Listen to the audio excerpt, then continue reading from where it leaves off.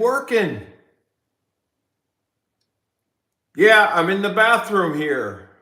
It's good lighting. It's a good place to do a live stream because of the lighting. But maybe it's not the best place because I don't know if the signal's going to be good or not. So I might have to go in a different part of the house just to make sure that the signal's going to be good because tonight's going to be a very interesting live stream. And then this live stream is going to lead into a new video upload on Rolling With Me. So between this live stream and Rolling With Me, there's just a lot of content coming from me, myself, and I. And of course, some of my friends as well. And some new people that you probably never met before, but you get a chance to see here or a link to that anyway. But let me start by seeing who's in the live stream here. Who is here tonight? Who's here? Anybody? I need to get my glasses so I can be able to read the comments because I got to prepare myself that there could actually be somebody out here. There could be. I see the chat. Hey, chat, what's going on? Got to get my glasses to read and wait for everyone to. Oh, not again. I'm tired of that. Wait for everyone to get in here so that we can start this live stream officially and bring some answers, bring the truth your way. Let's have some resolution here. Let's have the answers you're looking for because I get a lot of questions. Some of you still have my email, even though I removed it from the channels because I was getting spammed. So I do have questions that were emailed to me. And I also had questions that were sent to me through the private messages. You know, you guys send me direct messages. And Instagram, I don't keep Instagram on my phone because it seems to drain my battery. But when I do access it, I do read the messages on there. So there's some really interesting questions out there. Hey, maybe I'll address all of them. You know, why not? It's a live stream. It's my new life. You know, I moved down here into South Georgia a year ago, got my new home, starting over. You know, it's been lonely in the beginning, but then things started changing. You know, things changed. And it's just nice to have, you know, a different mindset on things because of certain things that happen in your life.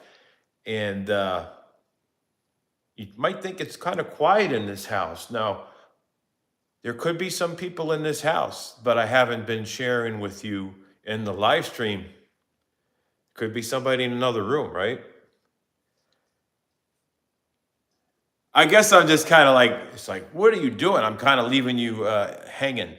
But moving down here, I did make some new friends, and I do my neighborhood walks. And, you know, Halloween was here recently, and I definitely enjoyed that, especially since I was able to have that family experience, which I missed because, you know, when your kids grow up and get married and, you know, they outgrow Halloween, you know, it's like, what do you do? You know, you really cherish those times, you know, going trick-or-treating. And then what happens when you have a chance to like be in that realm again, you know, kind of just have that experience and, you know, not feel alone anymore. And just, you know, the one of the things about Halloween is besides stocking up on candy, the problem is here wasn't a whole lot of activity, and I still got a lot of Halloween candy left. You know, it happens. But you meet your neighbors, right? You meet your new neighbors. You meet new friends. Yeah, and this is all what Halloween is about, right? Is it about meeting new people? Let me know what you think it is about because I've met a lot of people in this neighborhood because of Halloween. You know, it took me a long time to meet people in the neighborhood, you know, just doing my neighborhood walks. You know, it's a gradual, slow process, right? All it takes is one night of Halloween.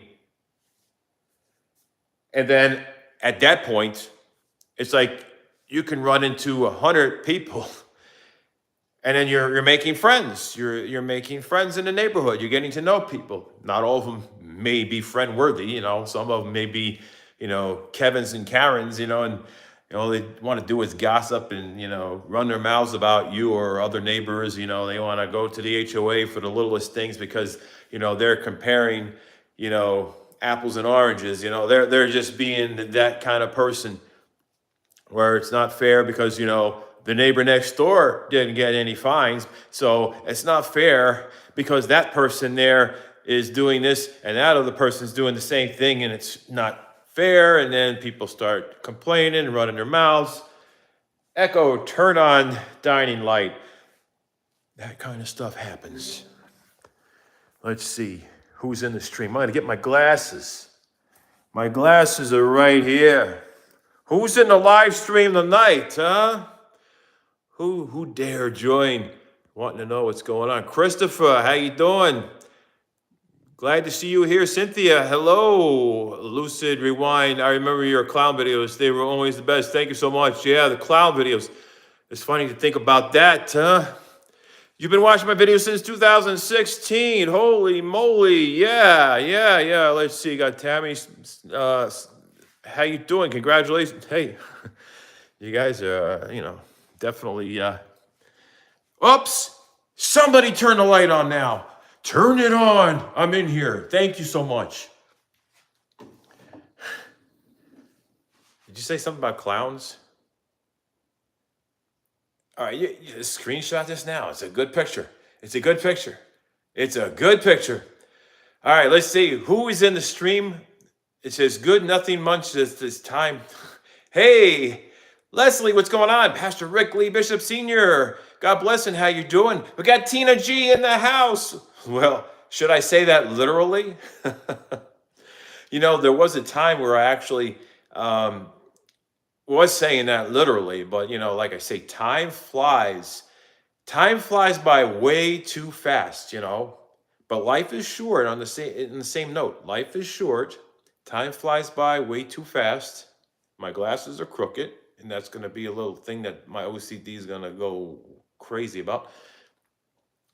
So with time flying so fast and their limited time in the world, we all don't live forever, It's my life. It's now or never. I'm not going to live forever, So you got to just enjoy your time now and just live life in the moment. And that's what I've been doing. And so, I haven't been feeling alone because of that. And there were some choices I made that has changed my life. And then some of you were asking me, did you get married? Are you hiding a wife somewhere?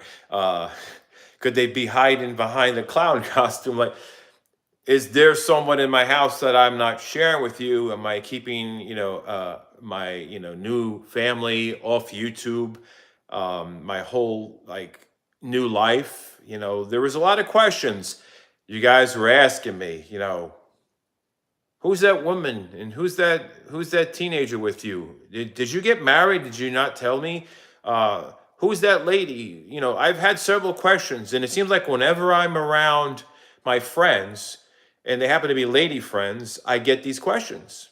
And I don't blame some people for asking those questions because it's natural curiosity to want to know when, you see me with, another person who's, a woman, and if they happen to have the rest of their family or part of their family with them, it's going to bring some curiosity. And also just even not seeing any of that, even if you haven't seen me with anybody, you're just curious because, hey, maybe it's the norm for most people to be married or have a family, or something changes, you get a divorce and then you remarry, and so that's what people would think. So there's some expectations of that continuing, when you go on and start your life over, whether you're alone for a while or not, things change, right?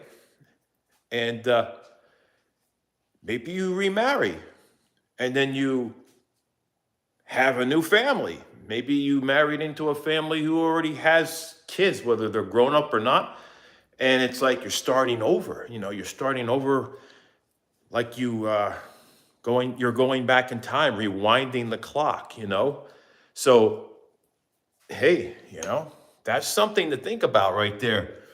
I gotta find a wall to just kind of sit against here. All right, there's a person at my front door. My security was telling me there's a person at the front door. We got hey Tammy, how you doing? Brian, what's going on? Bros, hey, I've watched your videos since I was a little kid. Awesome. Wow, time just goes by too fast. That's why it's like it's now or never, just you gotta just live for now. And yeah, Tina G was literally over here, and it was hard to say goodbye. It was really hard to say goodbye. Going to the airport, very emotional time. It's one of those things, you just enjoy the company of your friends.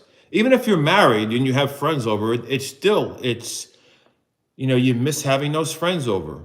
And then the person you're married to misses having those friends. And then this person you're married to may not want to be on YouTube. So then they hide in the room while you're doing a live stream or, making videos. And this is something that we see, not only, I guess on Facebook or, some people don't want to be out there on social media. They don't want to be on Facebook. They don't want to be on Instagram. They don't want to be on YouTube. They don't want to be on Twitch. They don't want to be on any of these things, right?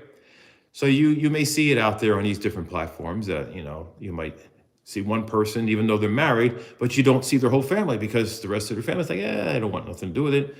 And, the times we live in now, most people are putting themselves out there. Maybe like 75% of the population is out there on social media.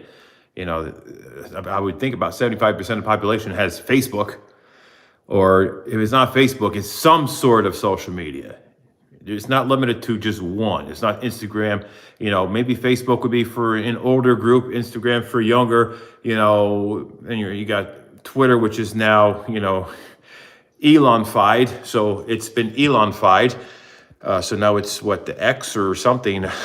I can't keep track of things, but that's how things go. So I'm going to walk back here and introduce you to what you have been missing because, I'm tired of holding back and things being mysterious. You guys want to know, am I married? Did I start over? Do I have a new family?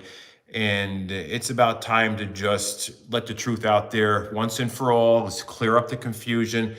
Let's just fix this broken platform, because I feel like sometimes it's because the platform's not working. And when I do answer those questions in previous videos, they're not reaching anybody. So then they don't even know I answered the questions before. But things could have definitely changed since the last time that question was, received by me in numerous emails and messages and you name it. So I'm about to go into a room here. I just heard something. I'm telling you, there's never a dull moment in this house. And you may wonder, well, why do sounds happen? You live by yourself. But really, I don't live by myself. Maybe it was kind of a misconception that I live by myself. I think because I was keeping some of the details out and off of social media, except for there were some things that I was sharing and about, and you have witnessed it with me and you've seen it.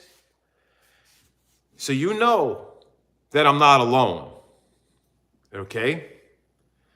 You know what's happening, but I know there's a lot of people that are wondering, did you get married? When did you get married? Who is this person? Have we seen them in videos? Because some people already are saying they already saw my new wife. And they said, hey, you have a family. Oh, so they claim that they already saw them in my YouTube videos. And I'm like, I wonder what they're talking about. Who, where, when? If you have someone in your life who does not want to be out there on social media, which is probably in this day and age pretty rare, right? Then you respect that, right? It's okay, well, that's fine. And then there's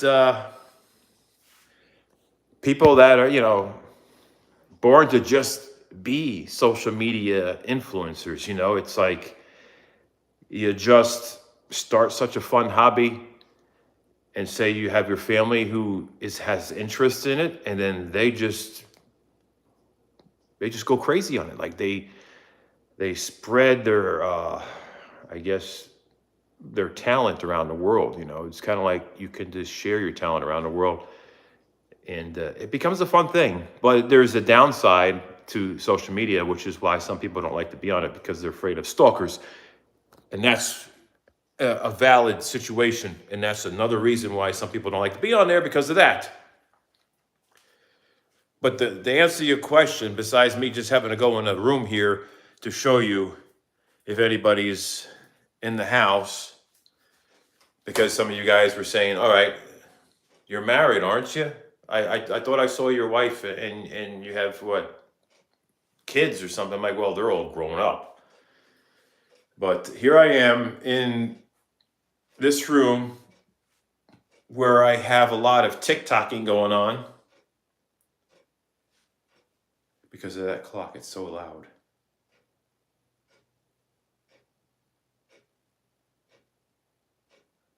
When you live alone, you hear the clocks ticking. When you live alone, you hear every breath you take, every move you make, every step you take.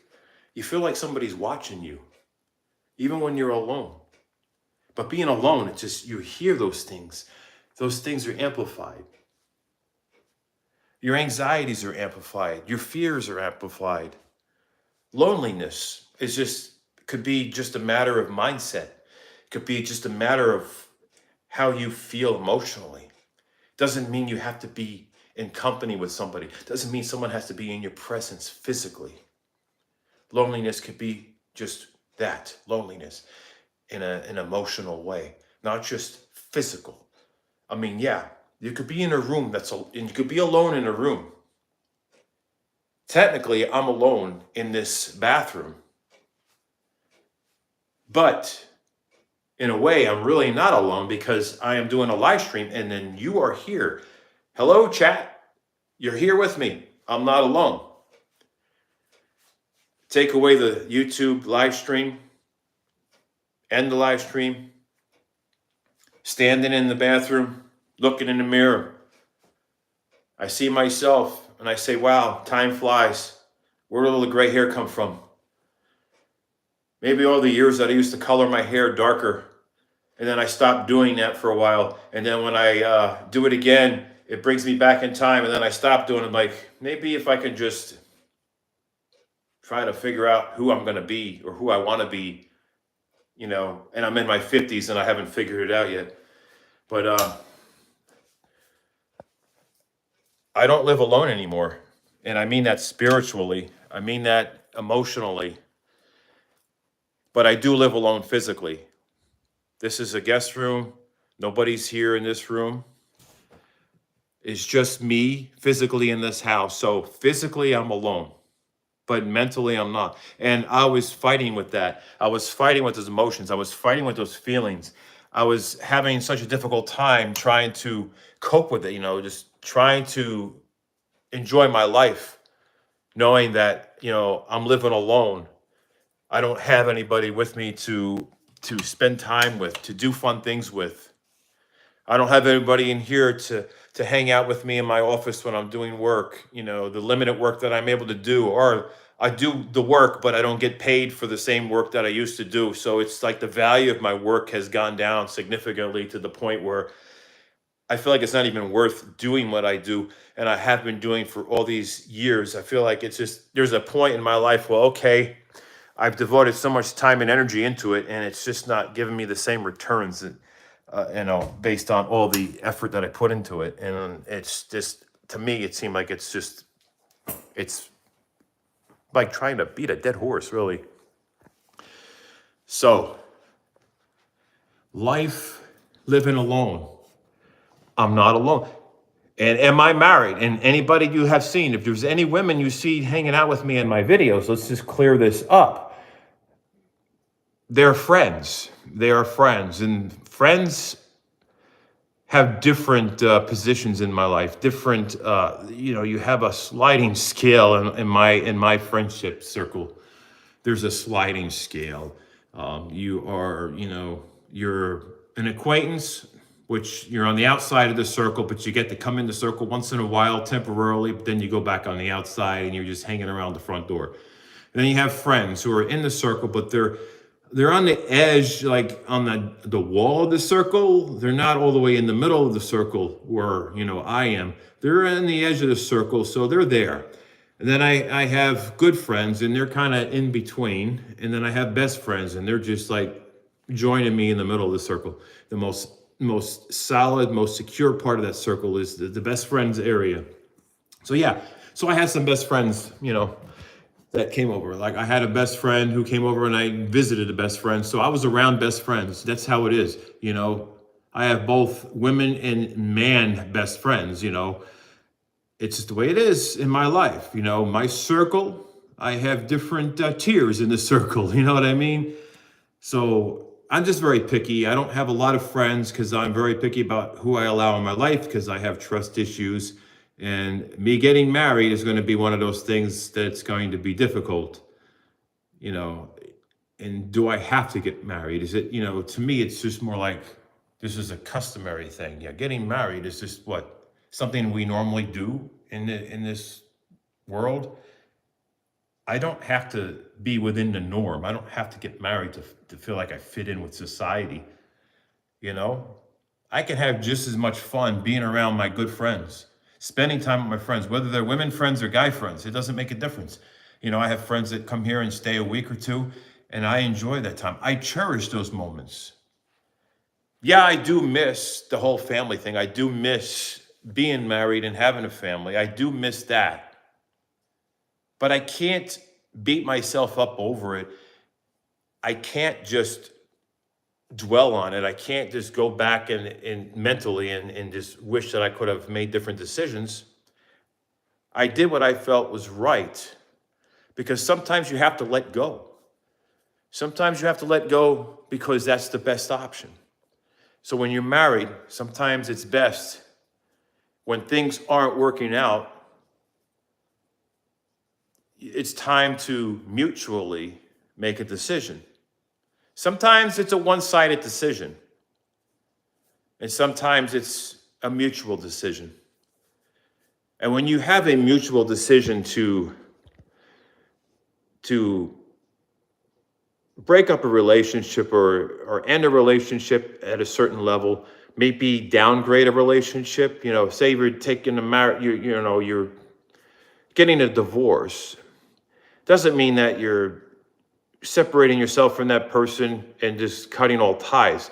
It may mean that you're basically just going down in the tier of friendship. You're married would be like right there. I mean, the closest you get, like you're directly in the center of the world, except for you have a legal document that says you legally are in that center, instead of it just being a friendship. And then, of course, you look at it when you get a divorce and it's a mutual thing and you're on good terms, and basically all you're doing is downgrading. But is it really called downgrading? It's just going into a different tier, because you can't devalue a friendship. Just because, there's marriage involved and you decide to separate yourself from a marriage contract and then you revert to a friendship, doesn't mean that it's going to be less valuable. It just means more to me. It's just a legal statement, a legal document that says you're married. And without it, you have the freedom to, marry someone else or have someone else in that position, right? But it doesn't take away the relationship on a certain level. So you can continue to have friends once the marriage has ended and still be on good terms with such person and move on with your lives. And that person can still be involved during certain things as the rest of your friends would be involved. So it's not like the end of everything. It could be a beginning of something different, because it gives you the option to finally just be around people and just experience different friendships and maybe potentially find the right relationship, find the right friend and say, hey, you know what, this is a good friendship, and maybe, we can mutually take this to another level. Now, I know there are some other levels of relationships and friendships beyond just, the friendship. There becomes the intimacy and all that. And I'm not here to get into details, but, I did have those questions. Am I married? Am I getting married? Did I get married? Did I get secretly married and didn't share it on YouTube? Am I hiding a marriage? Do I have another family? And there's people who have gotten lost in the YouTube, I guess, algorithm where it didn't send any new videos. So you are living in the past. You're living in the past time where I was living in a house that was filled with life, where I had kids in my life, where there was a different dynamic. It was like the dad and going places with his kids on vacation, just spoiling them, taking them places, and, was going out and having fun. That's what some of you remember. You remember those fun times. And those are great family adventures, and I'll remember them forever. And, I know I'm going through a lot emotionally, and I've been going back and forth to the doctors. I've been going to the cancer specialist, seeing the oncologist. I had CT scans done. I had ultrasounds done. I had urinalysis done. So much urine samples done, I could probably fill up a whole gallon, probably 2 gallons worth. I've had so much blood work done. I feel like I am in a special relationship with the doctors, and I feel like I got a vampire around me all the time. I had x-rays done. I had dental work done. I still got to get cleaning done. I still have a crowding in my bottom teeth because, what happened was my wisdom teeth came in when I was younger. And when they came in, they crowded all my bottom teeth. They didn't do too much. My top teeth are great. It's the bottom. They crowded the bottom, pushed one of my teeth in, so it looks darker, but it's slightly darker because I take medication for my blood pressure, which I don't understand why. I work out, I'm healthy, I eat right, I eat organic everything, pasture-raised eggs, grass-fed milk, you name it. I'm constantly moving. I get my 15 to 20,000 steps a day. I'm motivated to just stay active. I don't know why. I had to take lisinopril hydrochlorothiazide. Don't know why. It's crazy. But the crowding causes that one tooth in the middle to go inwards, and it creates a shadow effect, which makes it look like that, I don't know how to take care of my freaking teeth. But it's not that. It's because it takes money to have perfect teeth. And I put that money into my kids' teeth instead of my own. Both my kids, they all had, braces done. They, cost thousands of dollars. I'm the one, as a dad, it's like, you know what? Take care of your kids' teeth before you take care of your own. That's what I did. So I made the sacrifice to not have, my teeth addressed and not have braces and all that stuff. Because I could have had braces like years ago. I could have had the wisdom tooth. I actually have to get the wisdom teeth pulled out because, maybe that'll help this because, one little cavity. Because I was a kid, now we eat candy. Didn't we all when we were kids? But I look at candy now and I'm like, I cringe, and I'm very obsessive with brushing my teeth. I'm crazy with the toothbrush to the point where it's OCD. You could tell. If you saw me brush my teeth, you're like, God, this guy is going crazy with it. Your teeth are you're gonna like rip your gums out of your mouth. That's me. That's how I am. I get aggressive, and I can't help it. But I'm out there looking for jobs. I'm trying to find something that's gonna be better than my own business. I was very successful. My business was doing so well. I was able to afford to take my family places. They had big Christmases because I splurged on Christmases. I even splurged on myself too. I mean, I had to, right? I was always into cars, fast cars, sporty cars, exotic kind of cars. It's like I have my collection of cars. They come and go. They would come and go. And that's how my life has been when it comes to my hobbies. Hobbies cost money, and I couldn't help myself. I kind of got caught in this cycle, and it was an addiction, really, when it came to cars. It was like I had to have the muscle. I had to have these fast cars. I had to modify them. I had to have fun with them, and then I was collecting them. At one time, I had like 7 cars at the same time. that was during like the peak of my success, and I was like, oh, this is great, I'm having fun. I'm like, oh, oh, look at this. I got the Corvettes, got the Camaros, I got, I've got the Mustangs, I got, I had like a, what is it, a Jaguar, Escalade, 370Z, another two Corvettes. Gosh, what else did I? You guys probably remember. What was it? God, what was that? Another Mustang. It was another Camaro. I had several different Camaros. Oh, a Dodge There's a Charger, a Dodge Charger, and then a Dodge. Had a. What was it? Oh crap! What the hell was that one? The Scat Pack. The Scat Pack. I had like a 396. I mean, I had some fun cars, right? And then the new C8 Corvettes, the mid-engine Corvettes, it's like I had my share. And I guess I was kind of reckless with money. I kind of got caught up in the whole car thing and going on family vacations and helping people out. And, I was donating money to people in the family and friends, and, have a house, have that. And then a reality caught up with me later, because I was still living the lifestyle where I could afford to do that. I could afford to do this. I could afford to do this and that and whatever. But it was a mental thing, because on paper it wasn't working out. The sheets weren't balancing out anymore. It was like I was spending more than I was making. And then it was like a cliff. Something happened about 4 or 5 years ago, and there was a big decline. And then the pandemic came, and then it just wiped it the rest of the way out. And then I was trying to adapt. I ended up selling almost everything except for I have one car left. I sold everything. I had to downsize, get out of a house that was costing me too much money. This is things that were happening over the last like 5 years, but it really accelerated when the pandemic came along. That's when I really took a beating.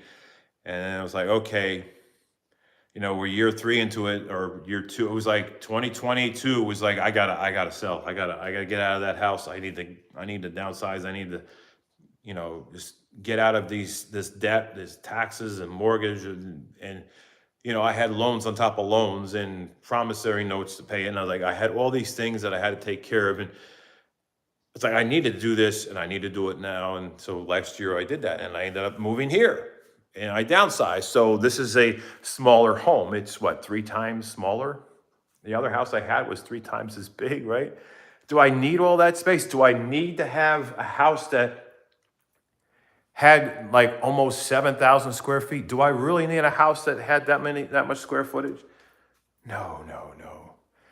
I definitely don't need that much. So, this house here, it's like, what's it, 2,400 square feet?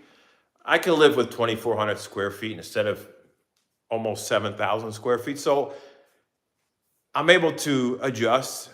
And the good thing about the 2,400 square feet is it doesn't count outside. It doesn't count the area out in the back, where I can sit out in the lanai out here and enjoy the cool nights. So I feel like I have enough room. I feel like it's a very, simple life now. I don't have to worry about all the, things that come along with it. Oh, it feels so nice out here. See, this is my little area out here. I get to enjoy the little cool night out here. It actually feels good. It feels really nice out here. Holy crap. I can actually stay out here. I don't know, does my signal work? How is it working out here? But this is my outdoor area that I hang out, right? You can hear animals. Listen to this.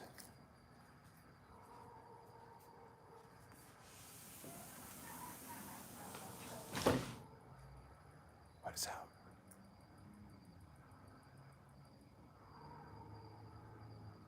I have woods surrounding all around me. There's woods in the back, woods on the side, woods across, in front of the house. I'm surrounded by nature, so I'm used to that, because where I lived, I had woods in the back, woods on the side. and I had all kinds of animals coming up to the house. And I have that happening here. So I feel like there's some kind of connection. I don't feel, I don't know. I just don't feel like I've disconnected myself from the life I had. I feel like I'm just continuing the life I had, but, moving on with my life. It's, it's a different way to look at it because I'm so far away from where I used to live. And life is different, but it's not that much different. I did so much to make my house kind of feel like have the same vibes as the place that I had before, the same kind of coastal feel, that feel of, being near the sand, the ocean, just having that maybe slight kind of feel of Tuscany in a way, the Italian tiles. I just wanted to have something that was going to make me feel connected to the life I had all those years. Like being here, I do feel that connection because I put my heart and soul into making this home have that same vibe as the home that I left, minus the extra room and extra people. But that's how it is. So to answer the question, if you came here to this live stream wondering, because there were so many questions, and I figured it's time to settle this, because every time I have my friends come over, especially when they're lady friends, I'm getting questions, and I'm like, you know what? Let's just clear this once and for all so that there won't be any more questions anymore. We can finally get this behind me so that I can have friends come over without people making assumptions and, oh, is that your new wife? I didn't know you got married. Who is she? And now because I've hung out with my best friend Omar, and I've been around, his friends, and then if any of his friends are women friends, especially like we're out in public somewhere and people like, hey, is that your new girlfriend? Is that your wife? No, I'm not married. I was, but I have trust issues, and getting into marriage is not that simple. It's a complicated thing for me. It's not going to be easy. Just talking about it could be difficult. It could be an emotional thing for me. It's not easy. There we go.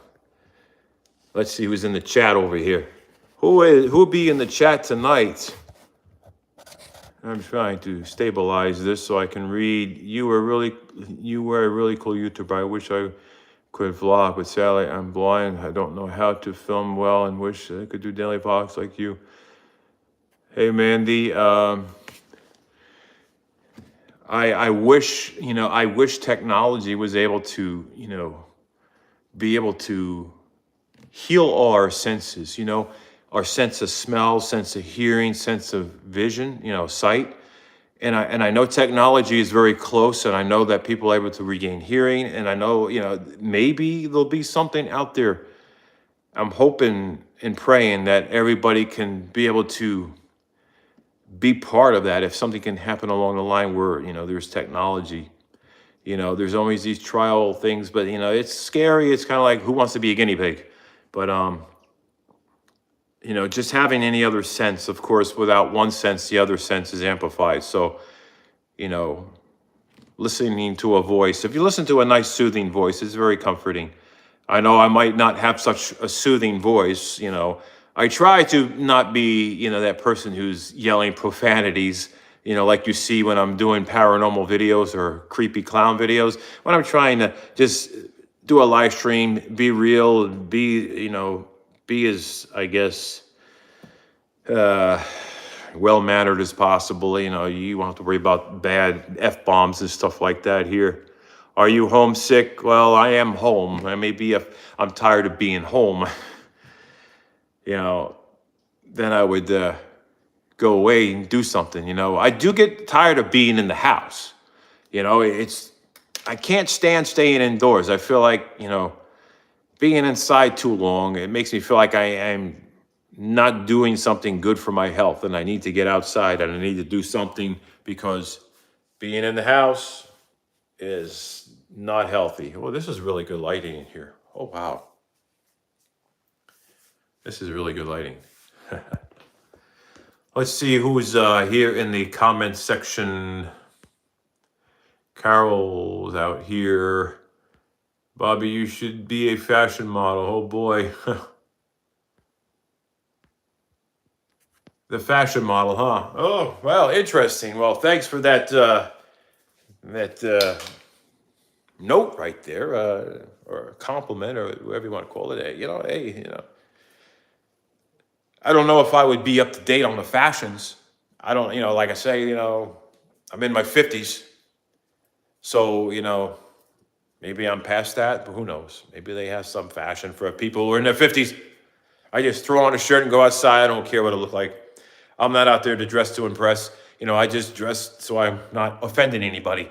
Just put on some clothes. Otherwise, I'd probably walk outside with barely anything.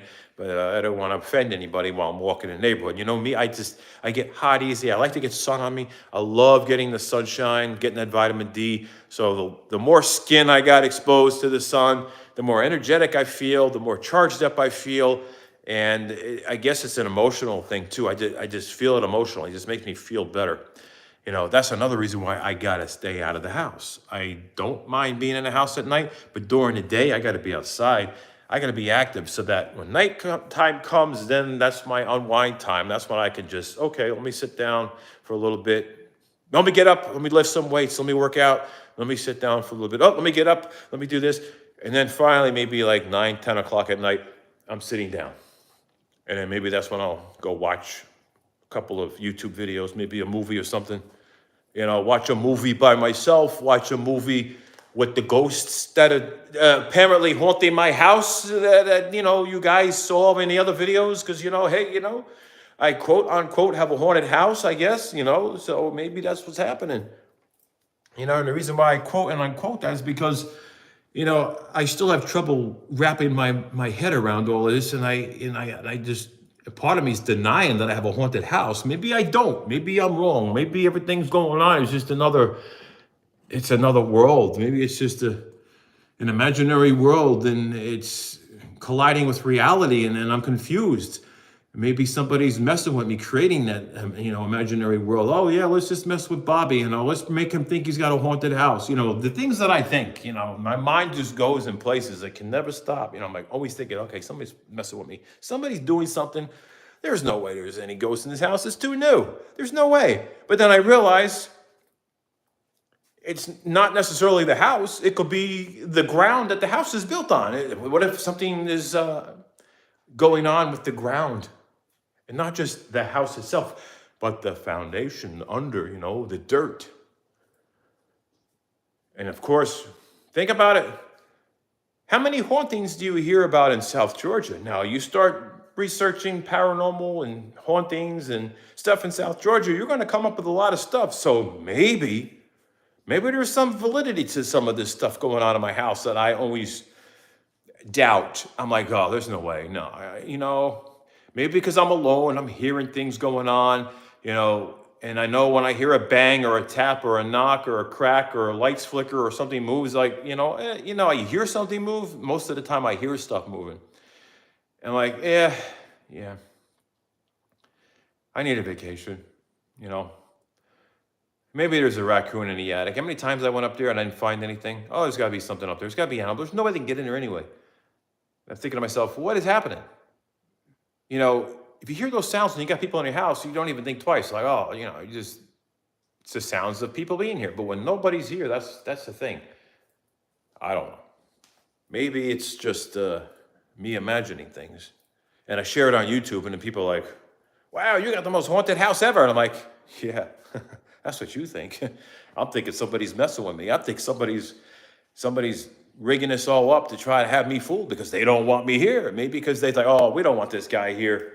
Why not? What have I done wrong? Like, unless it's somebody that's used to debunk my videos and somehow they are stalking me and they follow me here. I don't know. Maybe it has something to do with that crazy woman at the pool. You know, the crazy stalker lady, maybe she's trying to scare me out of here thinking I'm going to go back north and then be closer to her. Well, she's got something coming there because that ain't going to happen. I'm not going back north. This is my new life here. I'm not going back north. I left there because I had to be somewhere that would accommodate my needs, especially medically, because there's a lot of things going on that I don't talk about, and I feel like I needed to be somewhere where I was able to be near the best of the best when it comes to medical care and homestead protection, homestead exemptions. If you live in a state that has zero, well, if you have all these medical bills and you don't pay them, they take your house away, you're homeless. Go in a state that has some protection. So if anything happens, at least you have some protection, better than nothing. Some states have 100% protection. Some states have 25%, 50%. Maybe some put a dollar amount, 25,000, 50,000. There's different dollar amounts. So I'm not going to get into details about all this. All I'm saying is I came from an area that, they just can they can foreclosure on your home if you have some kind of catastrophic health event and you cannot pay the doctor bills, and say it accumulates over a couple of years, and all those collections add up, and they're like, oh, well, you don't have the money. We're just going to take your home. You live in a state that protects you from that kind of stuff. And I'm thinking ahead, like, well, I'm in my 50s, and back then I was thinking, well, I'll be in my 50s, but then now I am in the future.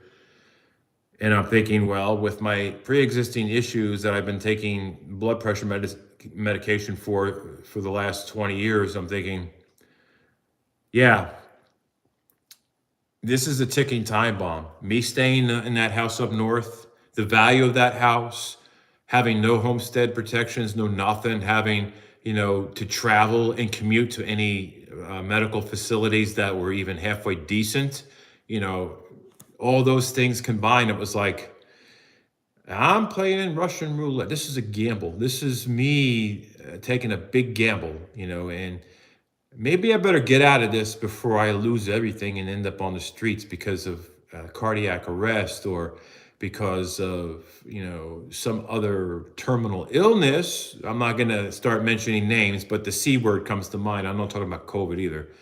I've had COVID several times. To me, it was like nothing but I got a little runny nose. Oh, damn, that's all COVID was for me? Huh. I just wish that was the case for everybody. I wish everybody had just a little sniffles and it was over with. I just wish, but that's not the case for everybody. And it breaks my heart that some people had it so bad. And I'm so confused. I try not to get into politics because I feel like when you start talking about COVID, now it becomes a political thing, especially when it comes to face masks. Then it becomes a political thing. And I'm not even going down that road. So let's just kind of, we're going to end it right there. But yeah, I have my anxieties. How's my mental health? Think about this. How is my mental health? How am I able to cope with everything? Am I hard on myself? Yes, I am hard on myself. I feel like I analyze myself too much. I feel like I analyze the things that I do so much. And sometimes I feel like I just wing things. I just don't think, and I act. It's usually an impulse, like a financial impulse. A lot of the things that I act on immediately involve financial decisions. I feel like I jump into financial decisions faster than any other decision I can make, and not put enough thought into it, not put enough thought into what's going to happen and how it's going to affect my future. I kind of live in that moment for now. And I'm like, okay, well, I'm doing this now, so I'm not worried about later because there's no guarantee of tomorrow. And so, me worrying about, some of these devastating diseases that you can get that can give you a timeline of, oh, you got 18 months left to live kind of thing. I'm not saying any C words because I don't want to I'm not trying to bring anything into reality. I'm not trying to bring anything into existence by speaking it. But I'm in that scary realm right now of going to the doctors, going to the cancer specialist, and all this because of things going on with me. Even though I feel fine, it's just things that are visually there on in imaging and stuff that doctors see and things that shouldn't be there. And so all these questions leave uncertainties and health anxieties that compound, and a lot of what ifs and a lot of regrets. Even though I don't know what's going on yet, because there's pending more tests coming in the weeks following, and so I gotta get a cystoscopy done. I gotta, they gotta stick cameras in places, a colonoscopy done. I mean, I've had so many different things happening. I was like, I'm taking this test, doing that test. They already checked this out. They checked that out. They did a CT scan. They saw this. They saw that. I don't know what they're looking for, other than it's like maybe I'm the one that's more worried about everything than the doctors. You think? Because I'm like, hey, I'm not satisfied enough with that answer. I really think we need to look into this more, because I feel like this is something that's being overlooked. This is something that could be mistaken for something else. And let's just try to get the answer. And then the doctors agree, yeah, let's have some reassurance. We're going to do this way. It gives you peace of mind. The only way I'm going to get peace of mind is if everything comes back negative. I'm not going to get peace of mind if something comes back, oh, you have this, and you might as well write out your will now, because, that's a scary thought. So I'm living with health anxiety. So my mental health, I'm all over the place right now emotionally, but I'm trying my best to stay positive. I think about, life itself and how precious it is and how short life is. And, these things are just in my head all the time. And I'm thinking about, like, every time I feel something different going on with me, it's like, is this a sign that, the end is near? What's going on with my body? Why is this happening? Why is that happening? Why did I lose 30 pounds? Like, where did the 30 pounds go? I don't understand. See, those are things that worry me, because I'm like, okay, well, if you go back 3 years ago, I was 30 pounds heavier. Where did that weight go? They say, well, if you lose a lot of weight, it could be this, it could be that. Oh, so that worries me. Did I lose 30 pounds because I've been more active than I have in the past? Because maybe I went from walking 10 to 12,000 steps, or 10 to 15,000 steps, now going from 15 to 20,000 steps? And because I get so busy, sometimes I find myself skipping a meal 5 days out of the week, but still having at least 2 meals a day, but having big meals and still snacking throughout the day, and still eating, but just I feel like I don't put time aside to have that big, family kind of dinner like I used to have when I was living up north, and different circumstances. And I know back then I was making bigger meals, and I would sit down and have a full plate of everything, and then I would go out, take my family out to eat. We go to the Indian restaurants, Italian restaurants. I would go out to eat. So I'm thinking,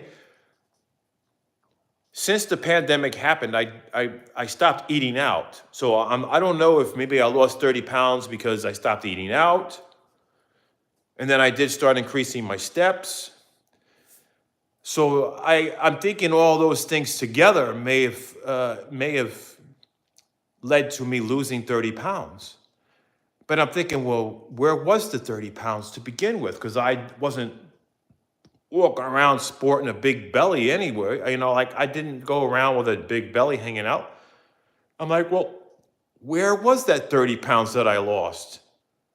I go work out, lift weights. I don't feel like I'm any weaker. I feel strong. I don't feel limited. And I'm like, well, where did that 30 pounds go in the last 3 years? And then I start thinking, okay, well, I have this symptom, I have that symptom. I'm going to the doctors. They say this is going on, that's going on, swollen inguinal lymph nodes. I have borderline swollen, enlarged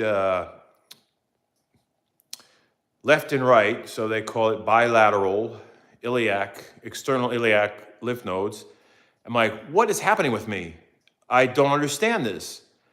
Is this something very, very scary? And it's going to affect me in a very bad way, and I'm losing weight because of it. I don't know. Pastor Rick Lee, Bishop Senior, thank you so much for that super chat of $10. James 1:55. If any of you lack wisdom, let him ask God, and giveth to all men liberally, and upbraideth not, and it shall be given him. God bless, brother. Thank you so much. Thank you so much there, Pastor Rickley, for that super chat and kind words straight from Jesus, our Lord. Yeah, I feel like that's one thing that I need in my home is more than anything is a positive spiritual vibe, a positive energy. And yeah, I've been to church a couple times with some of my best friends, and it was a reconnection for me. I felt good about it. It was an emotional thing too. It really felt good, especially with all these uncertainties that I'm dealing with right now with, even though I feel fine, even though I feel like I can go out there and run a marathon and not collapse, I can ride my bike and keep going. Even though I feel myself, some of these silent killers out here that your body can deal with, some of these things can, gradually, degrade your life. And some of these things can just, overnight something happens to you. And that's a scary thought. It's like you live gambling like you don't know. You could be out there jogging and have a massive heart attack, or you can be just living your life and you start gradually feeling pain in your body and it gets worse and worse. And then it's like, then you're running to the bathroom more and more, which I do that a lot now. And you find out you have this or that, and then the doctors give you an expiration date, and then you're like, well, I don't want an expiration date now. I mean, I want to be able to have a chance to live a fulfilling life, and I have so many things I haven't completed yet in my life, and I feel like this is not fair to have something that's attacking and eating away at your organs and body, and you have no way to stop it, and you're at the mercy of technology and drugs or whatever to slow it down. But then how do you stop it completely? It's like a gamble. And so it's a very scary and dark road when you are in that situation where you feel like you have no control. And the thing is that it's our mentality to think that if you have some kind of devastating disease that eats away at your body to the point, you no longer are able to survive because your vital organs decide, well, we can't work no more because of this. And it's like, what do you do? Like, how do you get to that point? And how do you prevent that? And is your mind going to be able to, are you going to be able to find a way to control the situation? Because some things we have no control over. So our mind gets overwhelmed. And it's like, we feel like we already have a death sentence. We feel like that our days are numbered, that we feel like it's over and we're just living on borrowed time, or we're just living and we're spinning the wheel every day, and every day that goes by, the odds are stacked against you more because there's more parts on that wheel that say this is the day your life is over. And then when the next day comes and there's like more spots on the wheel and more spots, and there's less good stuff on that wheel and more bad stuff, and every time you spin the wheel it's like, oh, what's going to happen today? What am I in for today? Is it going to be, you're facing another big decline in your health, or you're facing this, or lights are out, it's over, and like, that's a scary thought when you think, everything is pretty much a gamble and it's on a wheel and the odds are stacking against you every day that goes by. Especially if a day goes by and you are in denial of what could be happening to your body, so you don't do anything about it. You don't take the steps to prevent something from getting worse. So then, this denial that you have, you just say, oh, to hell with it. I'm just going to live my life. I'm not going to accept that it could be this or that. Let me just live my life. And if it happens, it happens. And then you start playing the game of chance. And then you think about it. Well, what if you were proactive and you, instead of trying to deny something, why don't we find answers? And sometimes it's scary because we don't want to know the answers. We're scared. So we hold back because the answers that we're looking for might not be the answer we want. So instead of trying to seek the answers to find some reassurance, we try to avoid it. And we just try to live around it and say, okay, I'm taking my chances. Let's live for now. If it happens, it happens. But then in the back of your head, you're living with this anxiety of, I don't know what's going on. I don't know I don't feel like I have any control anymore. I'm scared. I don't know what to do. And this thought gets overwhelming. But then at the same time, you're scared to know the answers because you're afraid that it might not be what you want to hear. And so you put off doing that because you're trying to spare your emotional well-being. But then we have to say, well, what's the better of the both evils? You know, dealing with the anxiety straight on like a train and getting it over with, or trying to find the answers, some other alternative way, that alternative way could be very scary. If you're searching Google, you're going to go down a very, very scary road. And just because you may go to doctors to get answers doesn't mean that those answers are the actual answers, because I don't think there's any doctors out there that are Jesus. They're not God, right? They don't know 100%. It could be backed by science and medical field, right? So scientifically, you might have answers to your questions, but it might not be the exact answer, but it might be a 90% probability that it's right. You search on Google, it might be like 25% probability that it's right. Then the other 75% of it's wrong. And it's the 75% of it being wrong that scares the hell out of you, because you think, oh my God, everything seems like it must be this, and I'm scared.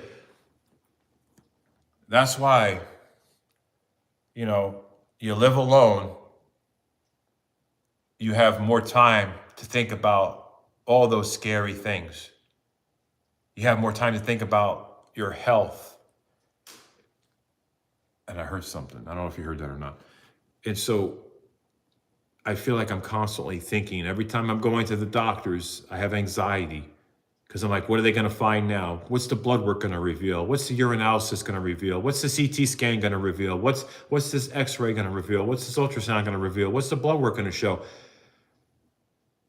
Now it's like I'm worried about what the cystoscopy is going to show, and what the colonoscopy is going to show, and what the biopsies are going to show. These things are like eating at me emotionally, and it's making me very anxious. But I try to do things to keep my mind off of it. And so having a good time with good friends is a very good way to have an escape. And I'm not talking about just spending time with anybody. I'm talking about friends who you care about, good people, because it's not about having company in itself. It's about who you have as company. Because I have social anxieties, and I don't just like anybody in my house. I'm very picky. I'm like, somebody comes to my house, the first thing I'm like, yeah, take your shoes off at the door, please. That would be appreciated. And if I have contractors coming in, I'm like, I'm glad that most of them do take their shoes off at the door.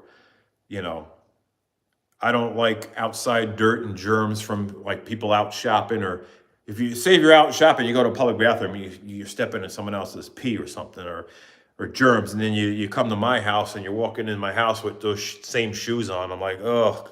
And then after you leave, I've mopped behind contractors before, and they come in the house, and then I'm like sweeping the floor, vacuuming the floor, mopping it. I'm going crazy. I'm literally going crazy with it. So I'm able to walk around in my house and not have contamination on the bottom of my feet. So, that's another thing. So when I have company, it's nice to know that, they're not walking around in my house wearing shoes that they wear outside, But there are some people that would come and, they come in with boots, and then there'll be dirt tracked all over the floor. I'm like, boots, you're walking in the dirt, you're out there working in construction, you come into my house, now I got stains on my floor, I got to get them and scrape it up. Like, what are you doing? So yeah, I have anxieties when it comes to people coming over, And it was really bad back when I had the COVID anxieties, because I was dealing with COVID anxieties, and I didn't want anybody in my house unless they had a mask on. But I'm totally over that. I'm totally over that. Now it's like I'm worried about bigger things going on in my life, since I've been down that road and experienced what it was like to have COVID several times. And it was like, okay, for me, it's not a big deal for my body. For some reason, I just take it like a champ, and it's over with. Just a little sniffles, and it's like a day worth of, me feeling like I got allergies, and it's over. But back then I thought like, man, if I ever caught it, I'm a goner, it's over for me. And so I had those anxieties, but then now I have anxieties about like bigger things, because these things you have less control over and they could just happen. And I'm sure you guys understand that kind of thing. It's scary, when it comes to things. And when you go to a doctor's office, or you go to an oncologist at a cancer specialist, and they're telling you about making sure you have your will done, and and other things that involve power of attorney, and like, what the hell? Why are they saying all this stuff? This is scaring me. Like, what the hell? We got Christopher. Tammy's out here. Mandy, hello. Long time since I've been able to make it to a live. Glad you're here. Bobby, please, can I give you a hug? There we go. Virtual hugs out here. The way I look at it is, if it's your time to go, it's your time to go. There you go, Joe Snow. JC, World of Wonder is never. The doctors know. Ugh. Not like we grew up. Oh, yeah, we're just numbers to them. It's a sad thing. You ever want to visit Louisiana? There you go. And I'd like to have some of the crawfish and stuff. They got some gators out there, I guess. Let's see. Don't tell me your kids don't talk to you anymore. So that's sad. You were such a great dad. No BS. I think it's more about, kids grow up and get married, and they just don't keep in touch with you on a regular basis anymore. And I guess that time can go by. It can be a month. It could be 2 months. It could be 3 months. It could be a whole effing year, I guess, right? What am I supposed to do? I've decided to just disconnect myself from, feeling those feelings I was having, where I felt like, whoa, nobody loves me anymore. Nobody calls me. Nobody wants to talk to me. My mind was going down that road, and then I decided to say, you know what? I can't keep thinking that. I can't keep worrying about that. It's just like, I got to focus on me. I moved down here because, there was a reason why. And that reason why is for me to start my life over, to live on. Everyone's starting their life. Your kids grow up, they get married. They're either going to be moving to this state across the country or that state across the country. You don't know where they're going to go. So why stick around in one state, wondering what's going to happen, and living in a house that I can no longer afford at the time? It's like, I need to do something, and I had to do something that made sense to me, both financially and to be in an area of better medical care, and just a better system that protects me from, medical collections to a certain level that I would have gotten up north. And that way that I know that my roof over my head would not be compromised if I had medical bills beyond, affordability. Nothing's affordable. I only make between $600 to maybe at the most $1,100 a month at the most. That's on a good day. That's on a good month, and that's not seldom right now. It was between 600 to 800, but for some reason last month I had a good month, and actually I had $1,100 a month, and I'm like, well, damn, that's good. But then I had a bill. It came in the mail, and it's like, oh, insurance didn't pay this, insurance did not pay that, health insurance, and then my taxes went up. And then I had a surprise tax bill. I'm like, are you kidding me? Well, I guess there goes what I thought. When you think you're getting ahead, something happens. And then boom, it was like, okay, well, I just took all that away. So things like that happen. You think you're getting ahead, and then a surprise. Also, you could talk about you wanting to get outside all the time, dude. I only get out on Tuesdays because I have drum lessons on that day, and if you get offended that I can call you dude, I'm sorry. Hey, we're good. Hey, you know what? I love playing the keyboard, the piano. I used to, be good with drums, but I ended up just doing piano, and I was playing piano in a band, and it was a kind of a small band. Those were the days where I, had a lot of fun with my friends. We did a lot of fun things. Even sang a couple songs, back then, but I don't know if I could sing anymore. We lose our voices as we get older, but there was a time where, I could sing like Axl Rose, from Guns N' Roses, that real, what is that voice where he gets that high screech? You know what I mean? It's like that really high screech. Yeah. And it's crazy. Even Bon Jovi, I was like, I could like, I don't know. I just felt like I can kind of get his raspiness. Both of the guys, they kind of have that raspiness, and I had tape sound, that raspy sound. But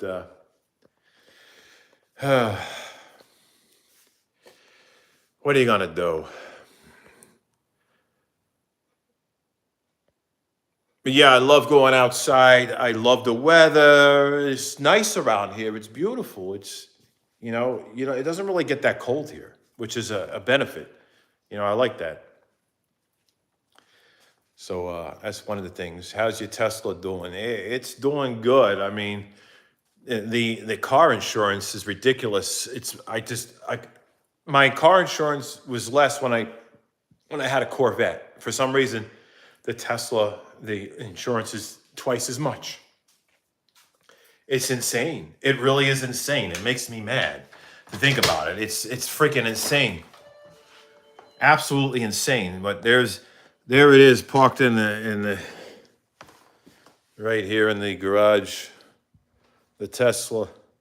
But it's insane. And then I got the batteries over the battery power over there. There's a charger back there. Oh, it's insane. Turn that around. Absolutely insane. Like, why you got to charge so much to insure a vehicle? Like, give me a break, Like, this is ridiculous. It's bad enough, the cost of having a car like that. Think about how much the loan costs, and then you got insurance. So, like, are you kidding me? Come on. Can we just, God. Yeah, it is better than paying for gas. Absolutely. It's better than paying for gas. But, man, the insurance is ridiculous. And I don't travel much, Now, if I was traveling a lot, I'd be like, yeah, it justifies it. It's good. But I only go to the grocery store. And the grocery store is only like 4 or 5 miles away. So I drive the Tesla to the store, and then I'm back. And when I do work online. And sometimes I find myself doing, jobs for friends. And when I visit a friend, I'm doing a job there, or, might have some paid jobs that way. Other than that, primarily just go to the store and back, and that's maybe once or twice a week. And I might go out and venture off, and I might go visit my friend, that lives in North Florida. But that's only like an hour and 45-minute drive. Going there. It's not like, I don't know, it's not like I'm constantly out there driving. So I'm trying to justify, the cost of insurance. I actually had to downgrade my insurance coverage. I had to lower my liability limits because it was too costly. So I cut my bill down by about maybe $200 by removing some of the liabilities, lowering the liabilities, still having the liabilities, but lowering them down somewhat, made a big difference, but still it's ridiculously high. And I have a clean driving record. And as far as the energy bill, charging the Tesla at home, I'll see a day of use, might go up between 30 to 60, kilowatts of charging for that one day if I were to charge it up. So it's a lot, but I have solar panels on the roof. And so the solar panels are charging up the batteries in the garage. And so I'm running off the panels during the day. And if we ever have a power outage, like from hurricanes or anything like that, then I have power 24/7, because the combination of the sun, even if it's a cloudy day, and the charged batteries, the batteries will last, just indefinitely for the duration of anything. It could be a whole year and I'll have power every day. The only thing is, of course, the electric company, they want to charge you a connection fee. Even if you're not using any of their energy, they want to still charge you a monthly fee to be connected to the grid. And unfortunately, if you live in some jurisdictions, some counties, um, you have to be connected to the grid. Otherwise, you would forfeit your certificate of occupancy in your home, and that means that they can condemn your home. That means your home is no longer habitable because you are in violation of code, you're in violation of the ordinance, you're in violation of the county. You're not allowed to be off the grid. You need to be tethered in order for your house to have a certificate of occupancy, which is kind of a sucky thing, but that's kind of the rules in a suburban neighborhood, but less of an issue if you live on a farm or live on a lot of land away from everybody. But when you're living in an HOA community, um, those are just part of the rules. You got to deal with that. So you got to have that, you still got to pay for that, plus the investment on the solar panels itself. So it's a lot. Like I said, I became a little reckless with my spending. And when I first got the house, I was like, oh, I needed to get this done. I need to upgrade this. I need to do the floors. I need to do this. I need to do that. I need to upstate and, do the installation. I need the new air conditioning. I need that. Oh, this is broken. That's broken. Well, a lot of things just needed to be fixed. And so after it was all said and done, I'm like, holy crap. I barely have anything left in my savings, and I've been taken out of my retirement. It's like, what am I doing? I need to slow down. I need to stop. And then I went through this anxiety in February about my health because I felt swollen and green on lymph nodes. I'm like, oh, I'm thinking cancer in my head. And like, I don't even like saying that word, but that was where things started to go downhill emotionally.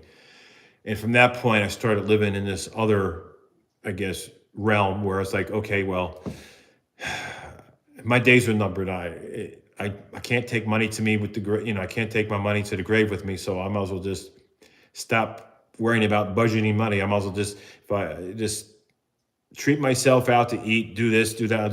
Let me just spend money because I'm not going to be around long to spend it all. And that was the mentality I've had since February. And I kind of still have that, even though it's not as bad because I guess I'm coming to terms with certain things. And I'm thinking, well, if something started in February, I think that by then, being so far back when things started, that there would have been some more signs from that point forward, and there would have been some progression, and I would have probably not have been. I might not have the energy. Maybe there would have been more weight loss. There would have been some other things that I'm thinking, but a part of me still has that doubt until I get a green light. This like go, everything is fine, nothing's wrong. All the tests come back. Everything's good, and that's what I'm hoping for. Good news. But in the meantime, it's just a scary process, and and it's not the first time that I had these health anxieties. This is just the worst I've ever had it. There was times where I spent money like there was no tomorrow because I was living like there was no tomorrow. And I don't know if that justifies it, but in my head, I felt like at that time it did justify it because I felt like I'm just trying to live life and I don't know what the future holds. And I'm like, I'm just gonna live in the moment, live for now. I went through that before, and that caused a little, I maybe a big dip in my a big dip in what I had, my nest egg that I had saved. It tore it out of just tore it out apart. If I can go back and undo all the needless spending that I did and undo the extravagant vacations and just maybe replace those vacations that I took my family on to more affordable vacations that were within within a reasonable means, because I felt like I overspent on vacations because I wanted to provide the best experience for my family. So instead of going to a hotel, I would rent a 4 or 5 bedroom house that would cost probably 5 times as much as it would to be at a hotel. So there was times where it would cost $500 a night and you'd stay 2 weeks. That adds up. Think about it. It adds up. You're spending between $3,000 and $6,000, on at a time taking your family places, and then you add it up to the year, and it's like, holy crap, I just spent $45,000 in just 1 year taking my family out. And then you add up all those years, and like, well, it was 40,000 that year, this, that, and then it's like, damn, could have bought a house. I'm thinking we could have just stayed at a hotel instead. There was a couple times where my friend, who has rental properties, he let me stay at his place, and then my family would, and friends would go there, and that saved me money. I would help him with projects and electrical things, and he's helped me financially.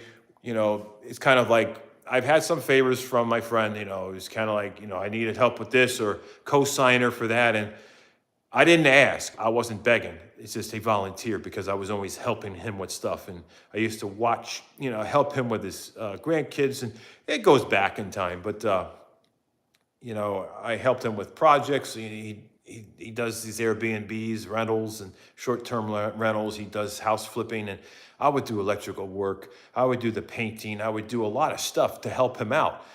And, that's just another time in my life. Things are different. Things are different. That's how it was. I'm gonna lean on the wall here. There we go. Let's see who's in here. A trustworthy friendship is important. Absolutely. Amy, absolutely. I'm in my 50s. I can take it or leave it being single. There you go. It's part of me. It's like a part of me doesn't want to be alone, and a part of me is like, I'm glad I'm alone because I feel like it would be too much of an emotional, like, to me, in a relationship can be emotional maintenance. It's because you have to entertain your partner. You have to give your partner that time, give them your heart, you give your partner your all, right? So you really don't have that time for yourself if you're that kind of person who likes to have time for yourself, because in relationships, when you start doing things by yourself, it may create suspicion. Your partner might, oh, you're cheating on me because you're going here by yourself, you're going there, and so you have to have a certain level of trust established in a relationship in order to be able to still do the things that you normally do by yourself. And that may take a long time.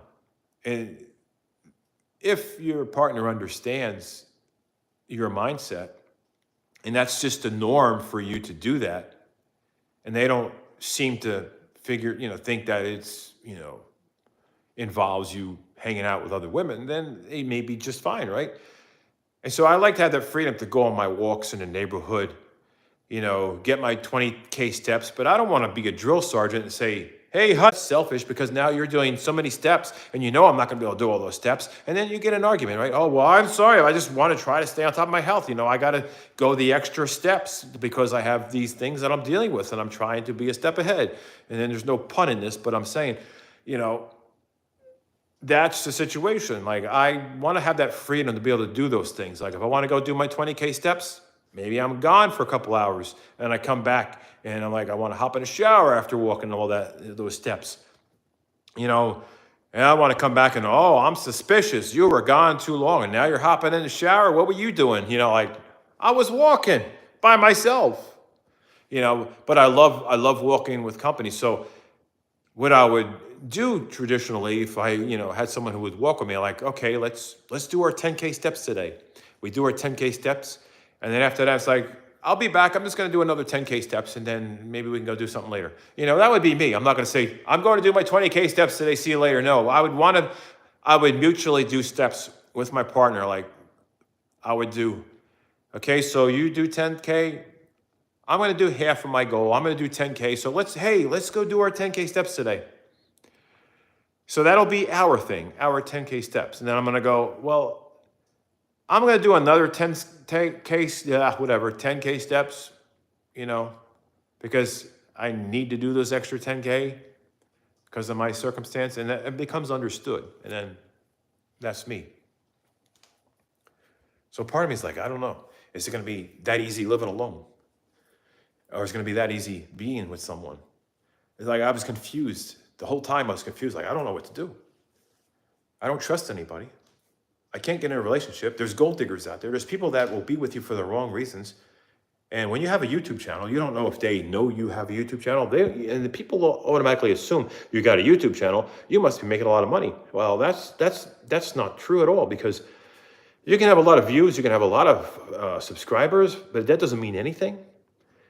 It doesn't mean anything, because YouTube is in full control over who succeeds, their algorithm, the ads that are placed in your videos. These are things you have no control over. I mean, you have suggestions on where ads could be placed. You have suggestions, but no control. YouTube controls all that. So, I'm doing all this YouTube content, and yeah, $3 a day, $5 a day. How am I going to survive off of $3 here, $5 here a day? Okay.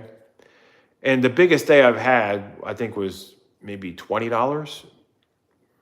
And that was like, because I was with my friends, and it was like 4th of July, and we had a 4th of July party, and somehow I guess it just got really popular.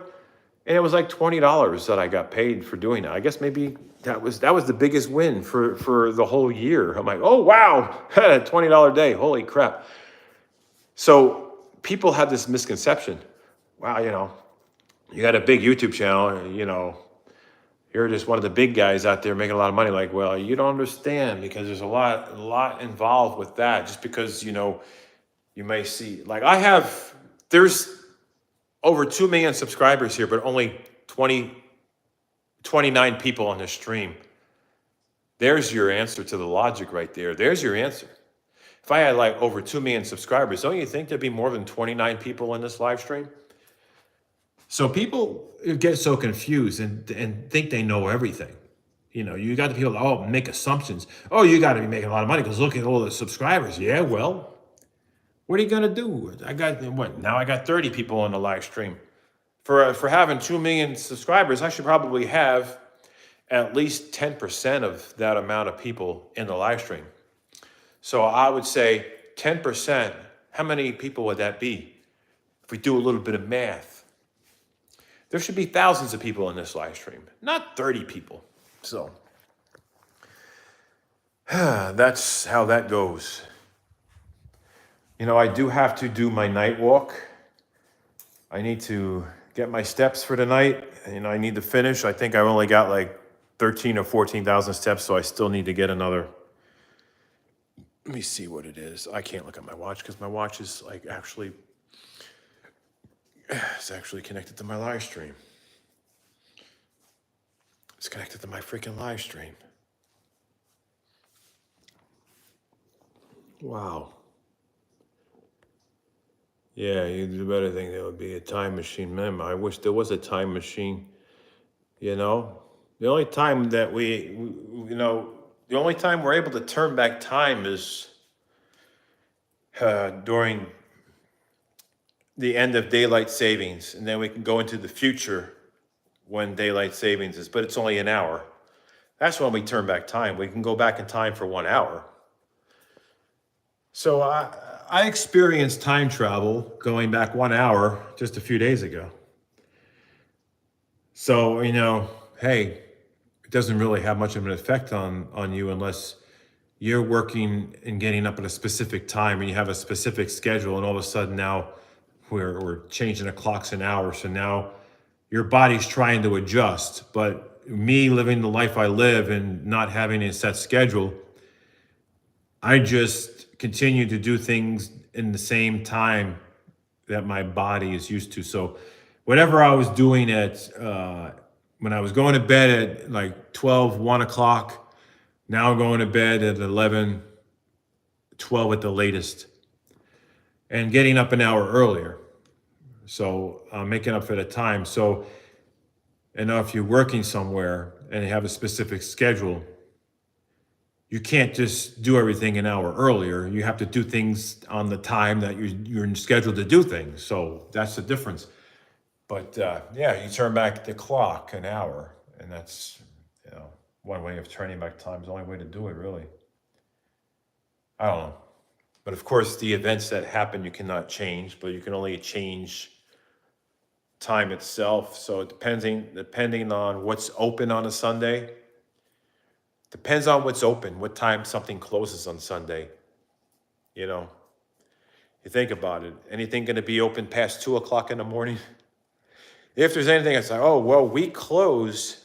Yeah, we close at 1:30. We close at 1:30 a.m. Oh, do you now? Well, 2 o'clock comes along, boom, you're going back to 1 o'clock. Well, it was like 1:50. They're closed at 1:30 a.m. It's 1:50. Damn, they're closed already. Oh, wait a minute. The clock goes back an hour in just a few minutes. Hey, they're going to be open now. I don't know. All right, I got to eat something, man. I'm starving over here. You know, I ate something. I went walking. Roland, you have a beautiful home. Thank you so much. Yeah, I think maybe it's in my head when it comes to the paranormal in this house.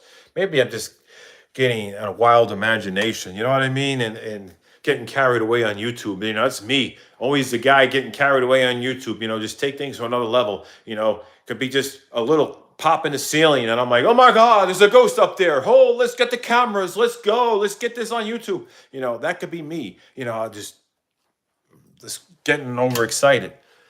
You know, maybe it's the boring life that I lead, and then any little thing gives me a reason to grab a camera. It's like, oh, this is exciting. Something's happening. Wow, something actually is exciting going on. Let me grab the camera. I heard a pop in the ceiling. Oh, something's moving. I heard furniture moving. Oh, there's a cabinet door that opened. You know, I'm thinking to myself, well, you know, it's entertaining, isn't it? Maybe. I don't know. Maybe I only think it is. Maybe some of you think it is. I don't know. But things happen around here. But I think sometimes I just bring too much attention to it, and I make a bigger thing out of it than it really is.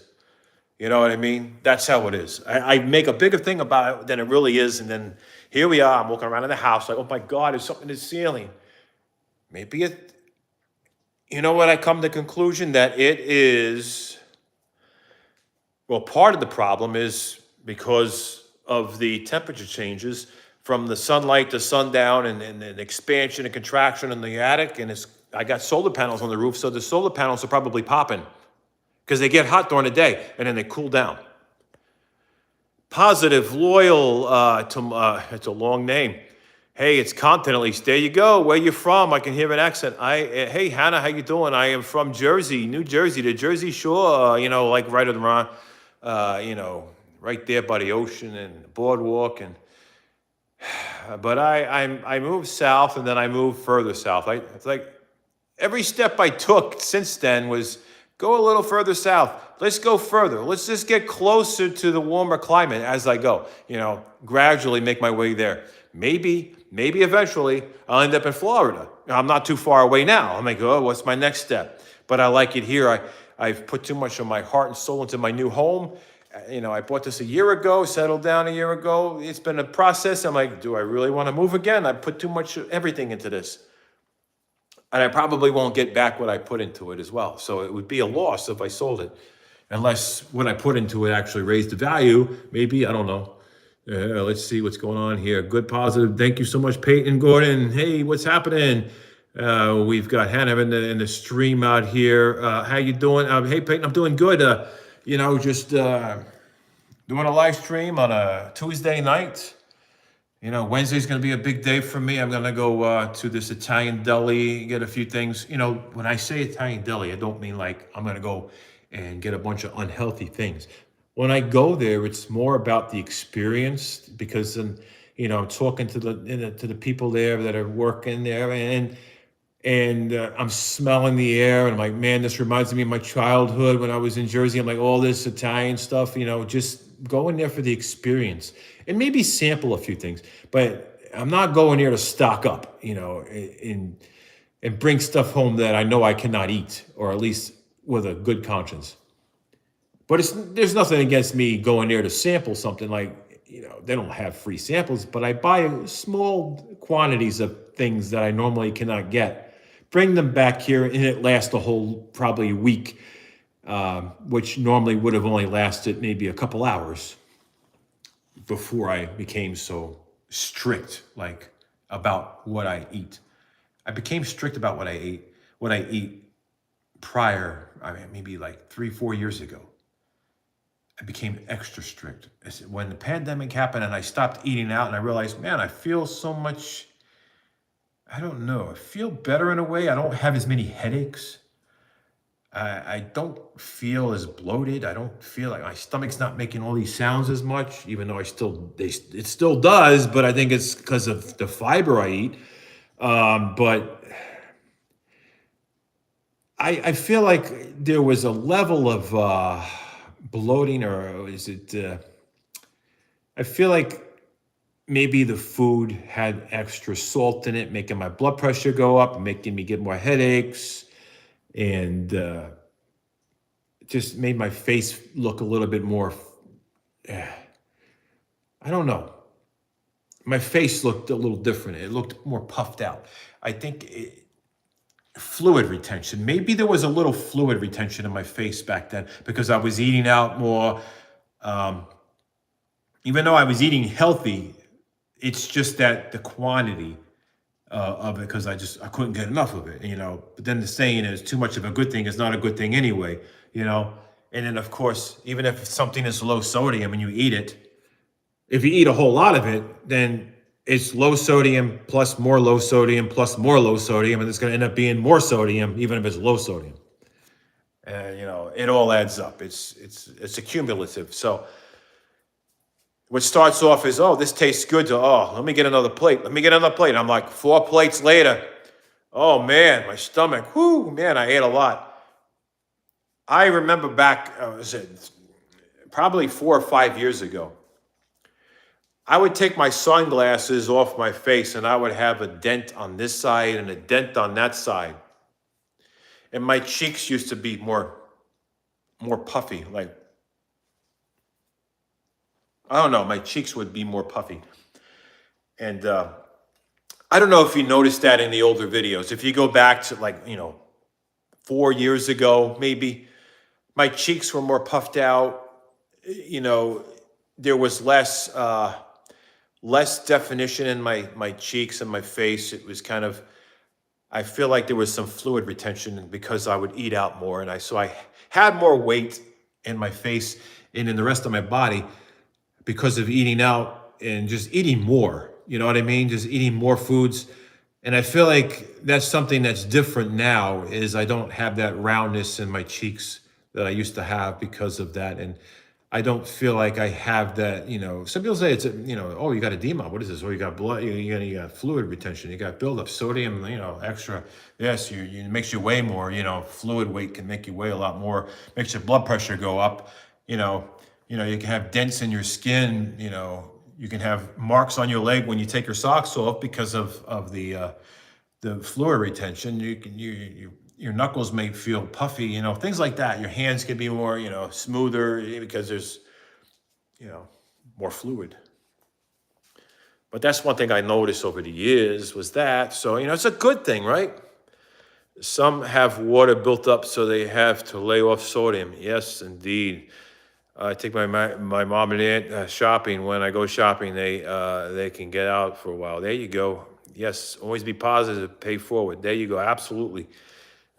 Thank you guys. Smash that like button if you get a chance, if you like the live stream. I know it's different. I know you guys are used to like me doing family vlogs, Of course, the clown stuff. You guys are used to the clown stuff. I mean, who isn't? I mean, that was like I was taking over this channel for the longest time, to the point where it was just obsessive and insane. Yeah, that and just, random paranormal videos, and like, who's this guy? You might not recognize me because I don't have that puffy face like I used to, because I used to eat out more. And even though I was energetic and still felt healthy and strong and was still working out, lifting weights back then, I just feel like, before the pandemic, I treated myself and my family out to eat more often. And I just had trouble when it came to limiting the trips to the buffet. Let me go 3, 4 times. It's good. I'm going to walk it off anyway. I'm going to ride my bike. I'm going to be jogging. I'm going to be walking. I'm going to burn this off. And even though I was picking the healthy foods, like I said, too much of a good thing is not always a good thing, even when I'm picking healthy options. It's not like I'm going out to McDonald's and eating all the murder burgers, bad saturated fats and all this meat that I can't even have because my body starts breaking out in hives. But, I'll go to the Indian restaurant and I'll have the Indian food, the curries, the vegetables, the chicken, and I stay away from the beef because I get a reaction from it. So I don't go out to fast food restaurants. I don't eat burgers. I don't eat fries. I don't eat fried food. I haven't had that. I haven't had fried food in years. So even before the pandemic, when I was going out to eat, I didn't go to McDonald's. I didn't go to Burger King. I didn't go to these burger joints. I didn't go to Taco Bell. I didn't go to any place that had processed foods or processed meats. I just went to these restaurants that were, they weren't chain restaurants. They were just family run or small businesses, and they just made Indian food and some Italian food, but I was very picky about that. I would eat I have chicken, chicken parm, but then I would okay, instead of putting the chicken on this, can you put it on eggplant, instead of putting it on pasta? I wouldn't have the pasta. Let me not have the pasta. Let me just have it on eggplant. When it came to the Indian food, let me have the chicken korma. Let me have the curry chicken, the chili chicken. Let me have I love to have all the different chicken and the vegetables. Let me have some carrots, and I would have all these different varieties of vegetables that that you find in the Indian cuisine. And so my problem was that, one plate wasn't enough for me, even though it was good stuff and it was, very healthy when you consume it uh, normally, for your body weight and size, a normal suggested serving. But I guess a part of me is like, oh, let me get my money's worth. It's a buffet. I'm paying $10, $11. I'm going to make my rounds. Make it last. That was another thing, the mentality of that, So to control that, I ended up let me just do takeout. Takeout costs more. They don't give you as much. And then I won't eat as much, and then maybe I'll have more restraint. You know what I mean? But I go to an Indian restaurant once in a while, maybe once or twice a month now. I might do that, but I don't. But when I do that, I only get one plate. I don't go back for 3 or 4. I just get one plate and I'm done. I'm done. That's it. And they're probably looking at me like, wow, is that all you're eating? I'm thinking to myself, that's probably what they're thinking. And I'm like, I'm proud of myself. That's all I'm eating. I could go up 3 more times, but I went for the plate, and the second plate was just all salad. It was just vegetables, all salad. And it was a small salad plate. And I didn't go up for 3 more plates of the main course. Nope, didn't do that. And then see, when I would do that at the restaurant, then from there I would go right to the skating rink, and I'd be skating for 3 hours on just one plate of the main course and a side of salad. Prior to 3, 4 years ago, the whole table, I had a stack of plates because I would go get another one, come back, eat, go get another one, come back. And if it got busy, the plates were piling up. I'm like, man, yeah, I don't do that. Maybe that's why I don't have that puffiness in my face anymore. My face kind of, got rid of that. Maybe that's why my blood pressure went down. It went down. It used to be about 10 to 20 points higher. It went down 10 to 20 points in the last 4 or 5, maybe 4 years. Yeah, in the last 4 years, it was a gradual decline.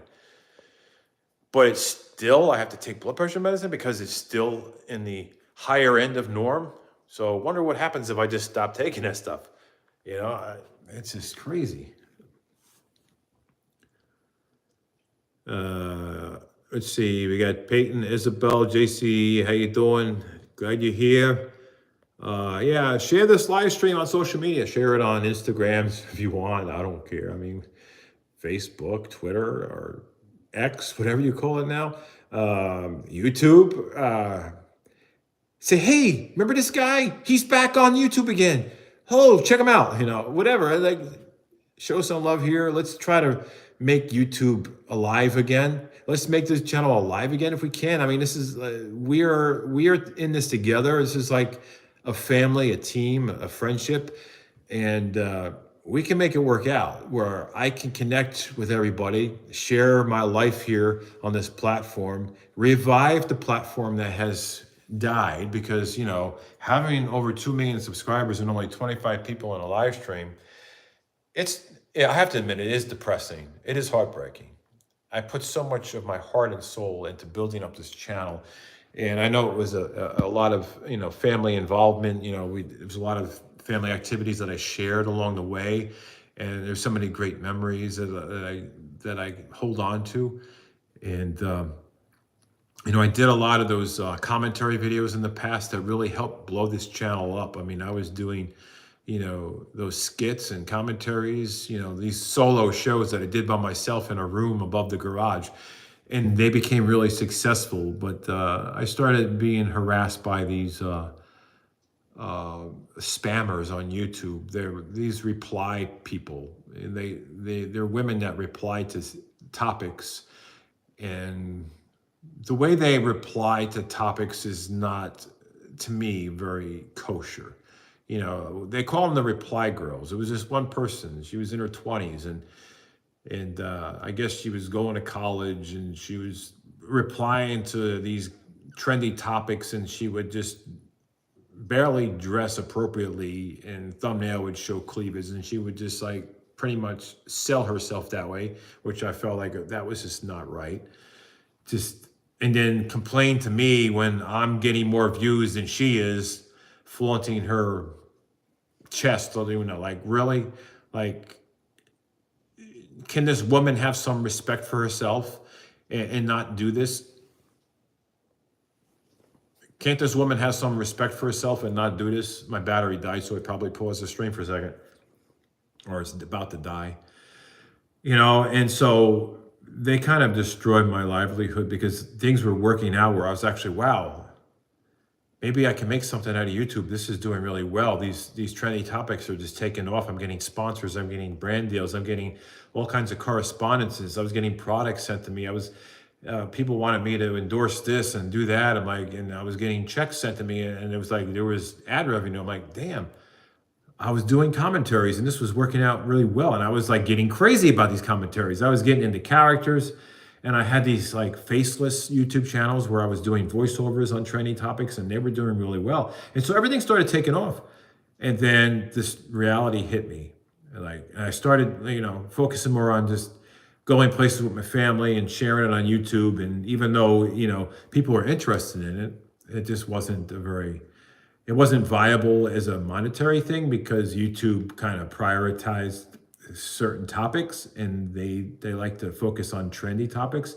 They like to throw advertisers at trends. They like to throw advertisers at electronics, cars, like products that you can use. They really didn't have a place to throw advertisers, as far as family content, unless you were promoting toys, but then that was a whole other ball field, and YouTube changed over the years on that aspect. And, me going on family vacations was not promoting any kind of toys. It's a whole different thing. It's promoting fitness and healthy lifestyle and just taking your family places. But YouTube's algorithm doesn't look at it that way, even though that was my mentality. It's like, oh, staying in shape, walking on the beach, getting your steps, swimming, going on vacation, taking your family here and there. That's just living your life. But YouTube doesn't look at it, okay, well, this is considered health and fitness and this and that, and we're going to give you premium ads, and you're going to get sponsors and all that. We had a couple of sponsors for family stuff, but it was like, stuff that, broke down after a while. It's like, got rid of it. It was a couple of nice things. I remember one of the biggest things I ever remember getting was a camera, which I ended up giving that away to someone in the family's got that now. But like I said, somebody has something. I don't know. I don't even have it, so I don't know where the hell it is. Somebody got it. I left it behind somewhere. But time went by, and here we are now. That's how things go. Let's see who is in the stream right now. Do you remember dial-up, Bobby? Yes, yes, absolutely. I remember the old modems that you would put on your phone, on your good old phone. They call them a phone modems. I remember like 1200 baud modems. There was a 300 baud modem. That's how far I can go back. 300 bauds. Oh my God. Look up 300 bauds and 600 baud modems. 600 baud was, oh my God, slow as anything. You know what I'm saying? Say, what the hell's going on here? Those were the days. Check your email. You got mail. You got mail. AOL. You've got mail. Yeah. Remember those days? Holy crap. Time flies too. Oh my gosh, yes, time does fly. Thank you so much, Bobby. Sending love back out your way. Jennifer, hey, at least you have us, 22. Yeah, absolutely. I guess it's kind of a heartbreak, because I grew fond of millions of people that were subscribed or are currently subscribed to this channel, but non-reactive. It's like I kind of developed that emotional relationship in the chats, and there was so many people that were there, and it was a great experience. And I just miss having everyone here, even though I'm so thankful for those of you who are here now. I'm still missing the other thousands and thousands out of the 2.5 million subscribers that I have here that used to join my streams. I just miss having everybody here, although I appreciate those of you that are here now. It's kind of like I miss those who are not able to make it. YouTube is failing to send them a notification that I actually got a live stream going. They're not getting them. Their phones are not going off. They don't even know I exist anymore. It's like YouTube decides on who gets notified and who doesn't. And so that's what's going on. And plus, I think I'm shadow banned on YouTube for some reason. I don't know if it's because of the creepy clowns that I did in the past or what it is. I have no idea. But to be honest, when you continue with the ghost stuff, it just got unbelievable, and I stopped even clicking on here. Just to be yourself is the ones I like. Well, there you go. Thanks, Jennifer. Yeah, I'm so conflicted about the paranormal stuff because it was kind of like an adrenaline rush, like seeing the amount of viewers that were coming here, the amount of people that were engaging. It was like the channel was growing, and I was enjoying like going places with one of my best friends, and he's into the paranormal and exploring places. And I really enjoyed that a whole lot. And I enjoyed how it was doing really well on YouTube. But there is the dark side to that kind of content.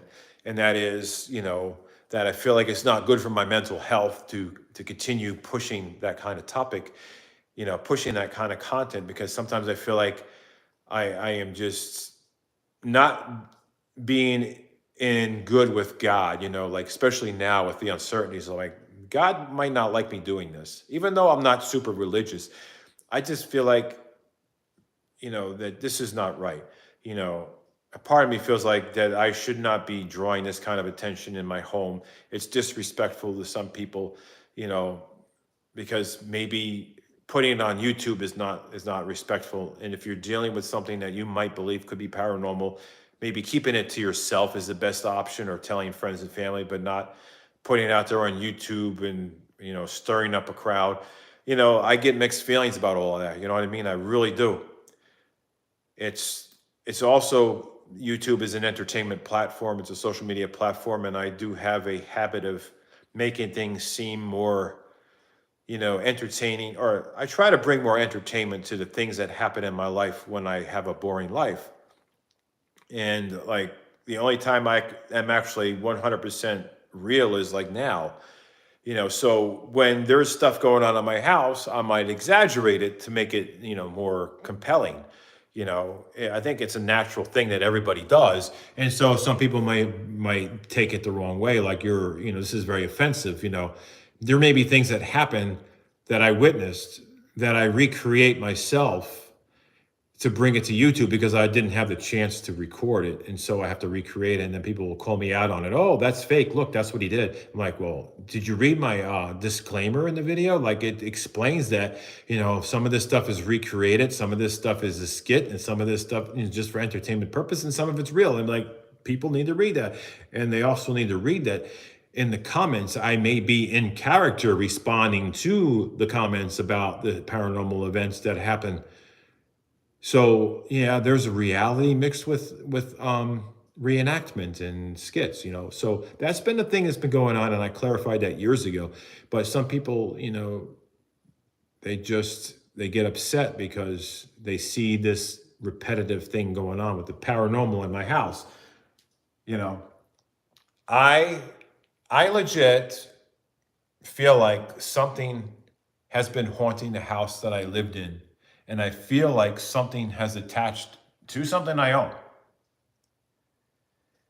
And the only reason why I feel that way is because I have friends who do ghost hunting and they seem so convinced that the things that they're experiencing is real. And so when you hang around people who have these experiences, you tend to think more, on the side of, oh my God, maybe I do have something going on. Maybe it's one of my friends. Maybe I got an attachment from my friend. Maybe my friend brought something here. I start thinking these things. But at the same time, I'm a skeptic and I'm like, no, there's no way. Somebody's messing with me. Somebody is screwing around with me. Somebody is doing this to make me think I'm losing my mind. And somebody's eventually going to speak up. And I'm like, well, if somebody's doing this, my security cameras are going to catch them. Like, they can't just come by. It's like Fort Knox around here. Like, somebody's going to come here and I'm not going to know. And, like I said, some of it's just like I get desperate for content. I'm like, well, what the hell? All my friends are out there ghost hunting. They're getting really good views. And I'm stuck in this house and things are happening. Sounds are happening. It could be paranormal and it might not be, but, for entertainment purposes, I'm just going to assume that it's paranormal and not even try to ask questions. It's just, I heard a pop. Let's get a camera out. Let's make a YouTube video. That's me. That's where I am. This is where I've gone. So I legit saw a cabinet shut by itself. I've had the door in the garage slam by itself.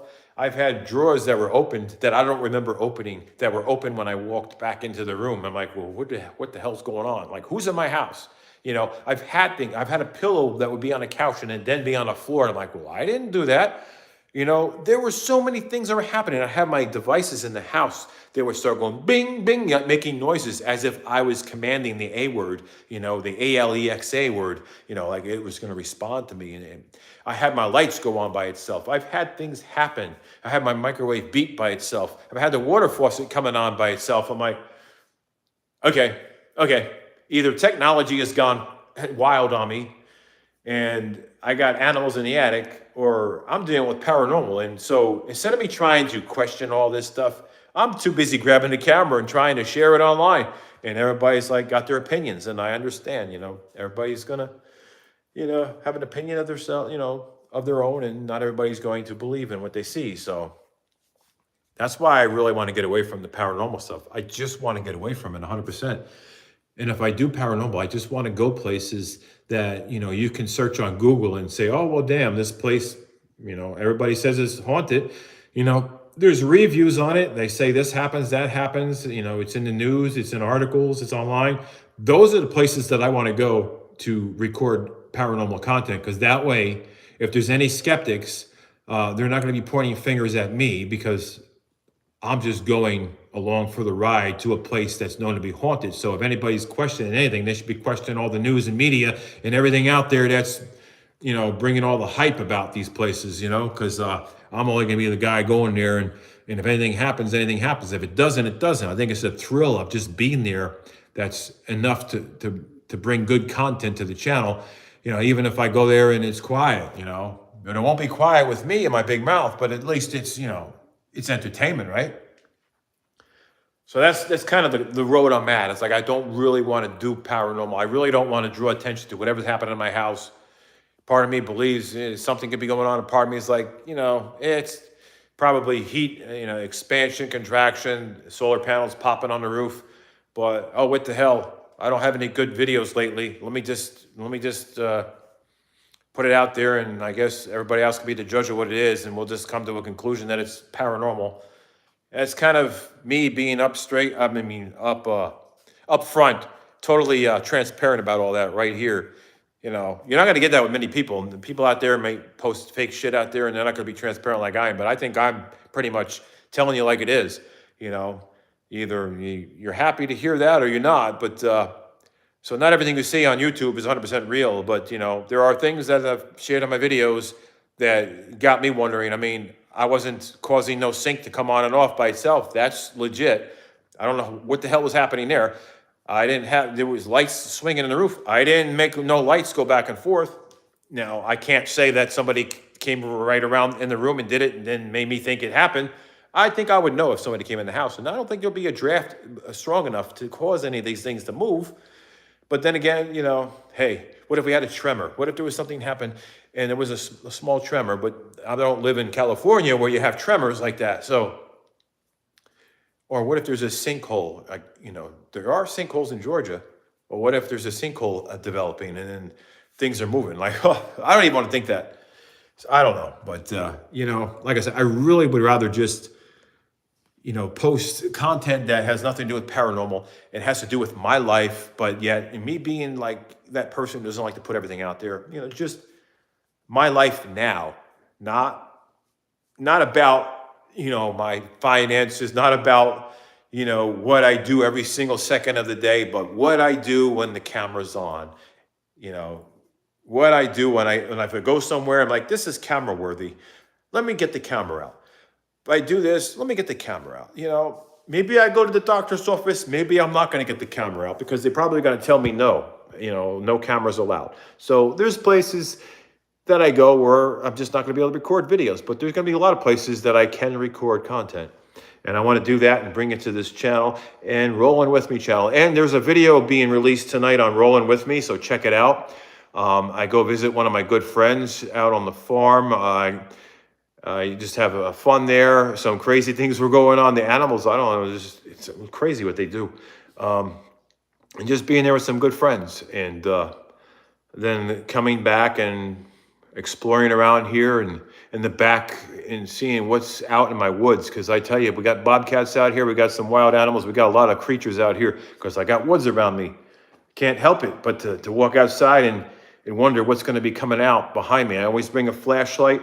I always carry something with me. I'm not going to say what it is for the sake of YouTube, but you got to be extra protected. Who else is out here? I like the new iPhone ringtones. Yeah, the iPhone. Don't blame me for not wanting to do it in your home. There you go. Absolutely. You sound like you are interested in it is what I suggested. It. There you go. Yeah.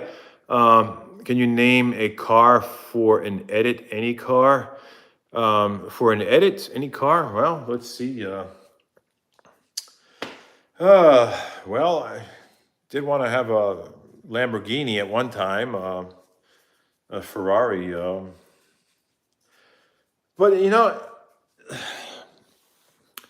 I do really like. Part of me was just I would like to have the new E-Ray, the Corvette E-Ray, the new Corvette E-Ray.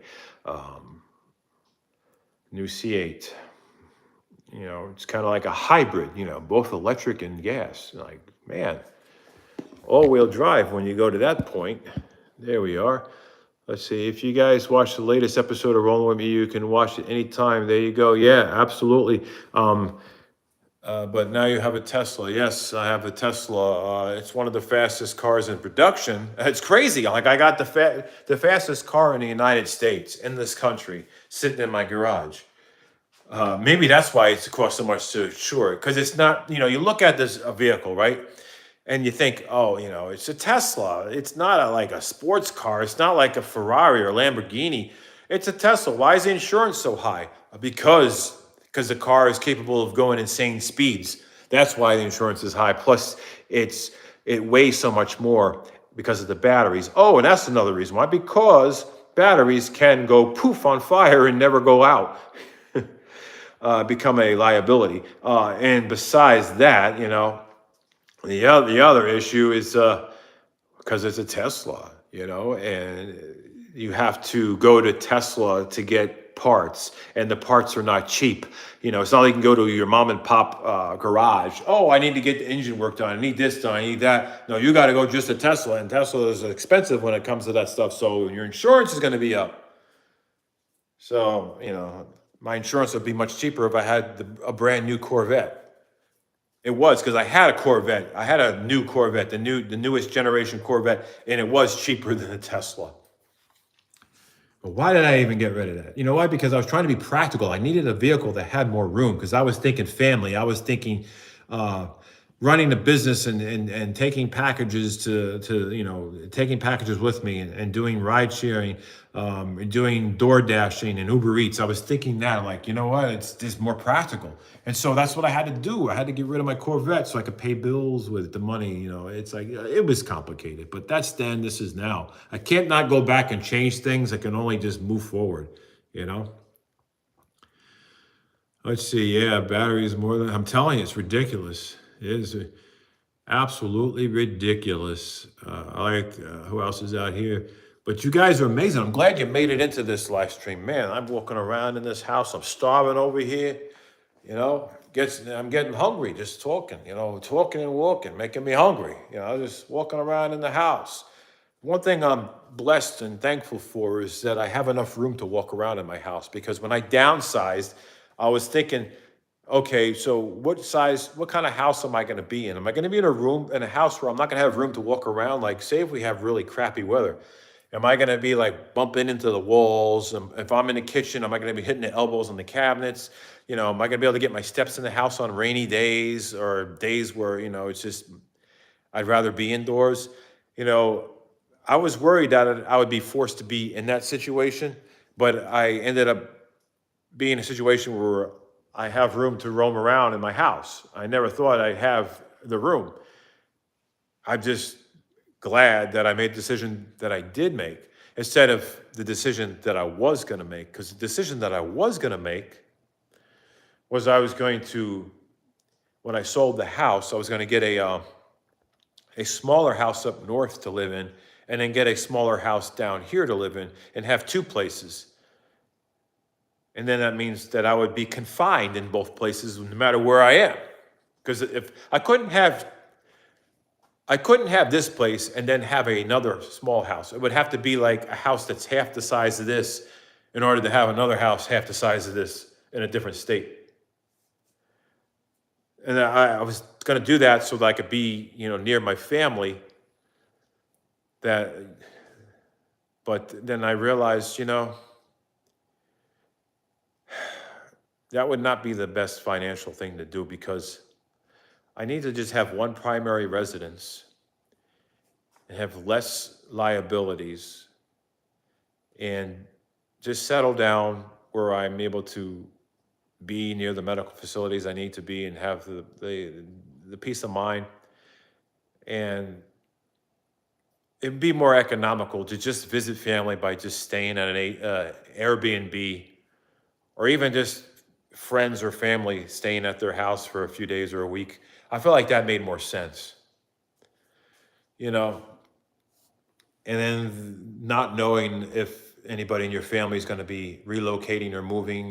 Once your kids grow up and get married, there's no telling where they're going to move, especially if you're being told, oh, I'm going to move to California, or I'm going to move to South Carolina, or I'm going to move here. Like, when you hear these things, like, well, then why even try to establish another place of residence when everybody just might go somewhere else anyway? And then you're going to end up being crammed up in a smaller home, and then you have stuff that you have no room for in both places, because if you have a living room set for one house, then you got to get another living room set for another house, because you got to have smaller stuff and split things up. And it's like, forget it.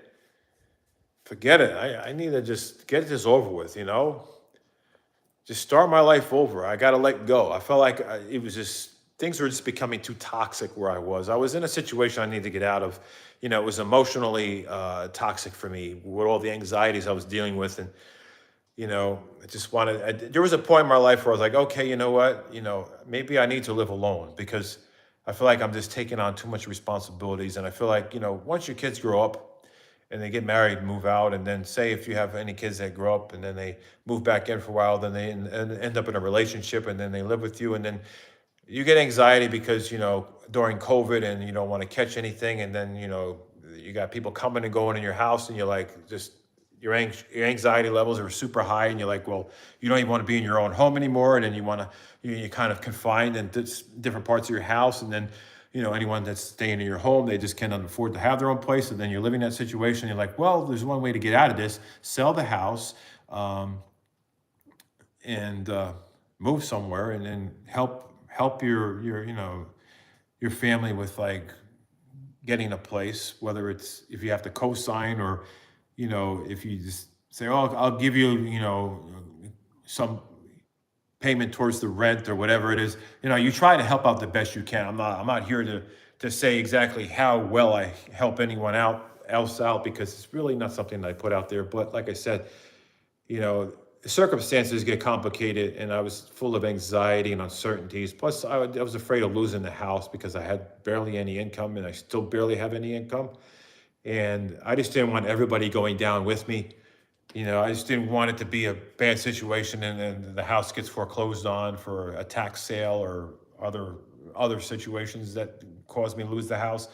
And I was like, I didn't want to put anybody through that misery with me. I was like, I'd better bail out while I can and sell the house, because I actually made profit on selling the house because the value of the house went up significantly during the pandemic. So that was able to help me afford to have this place, and to help, my people in my family with the things they needed to be able to move on with their lives. You know what I mean? So that was how things went. Anyway, I'm gonna have to get out of here because I got to eat something, go for a walk, you know. Should do what Omar does, even McJuggernuggets, rent out your house or even make it an Airbnb or both. There you go. Yeah, you better small house or apartment probably than being rich and having a mansion. Yeah, I know, it's crazy. I mean, I'm happy where I am now. I feel like it's like this. I'm tired of the emotional pain. I'm tired of all the emotions that I was going through.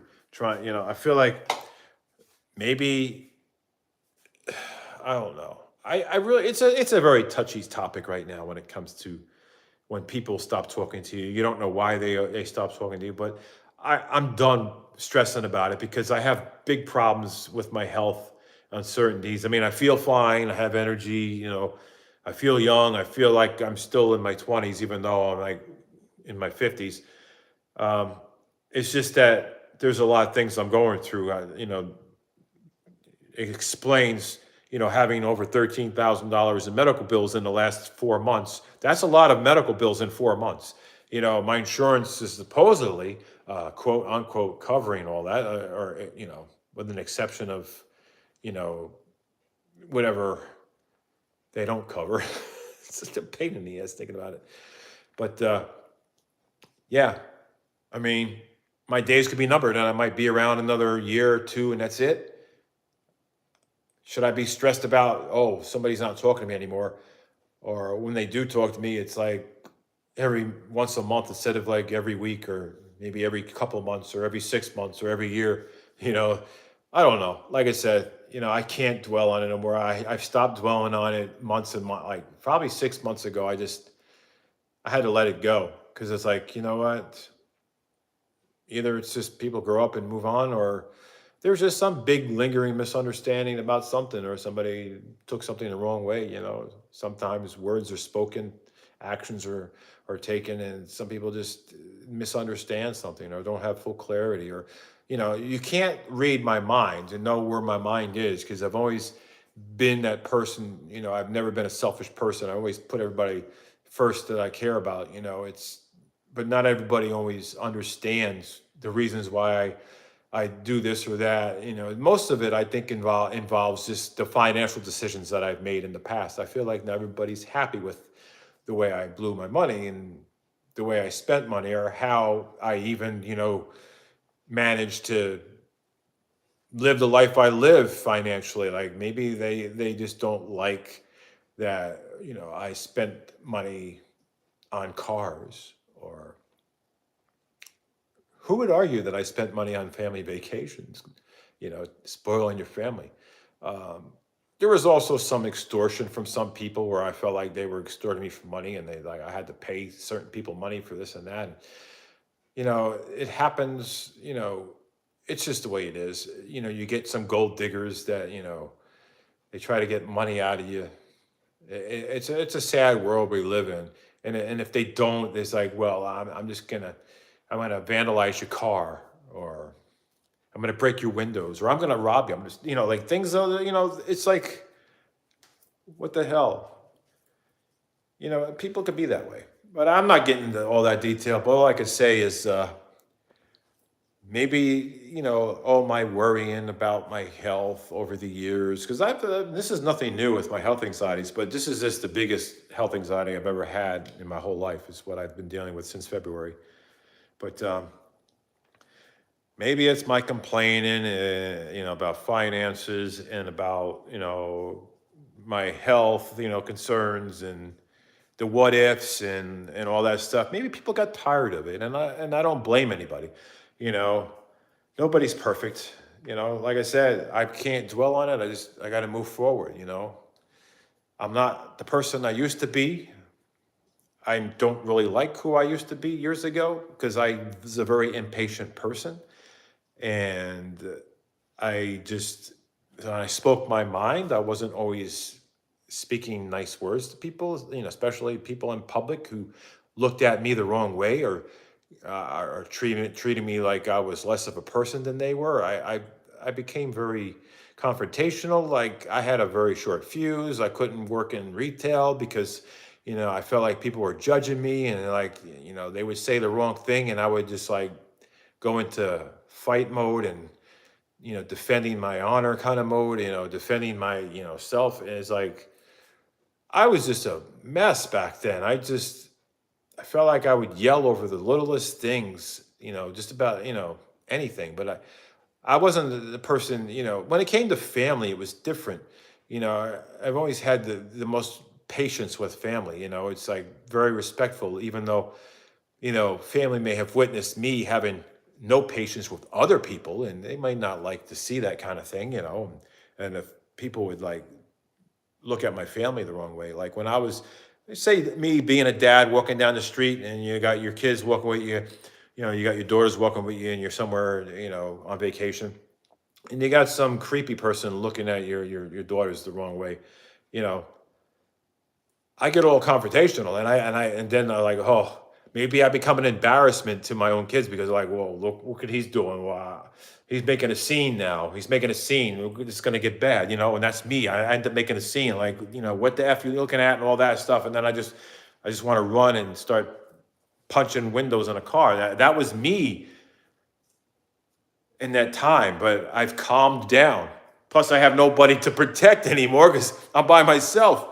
So I don't know if that side of me would come out or not, but I don't think I would be as aggressive as I used to be.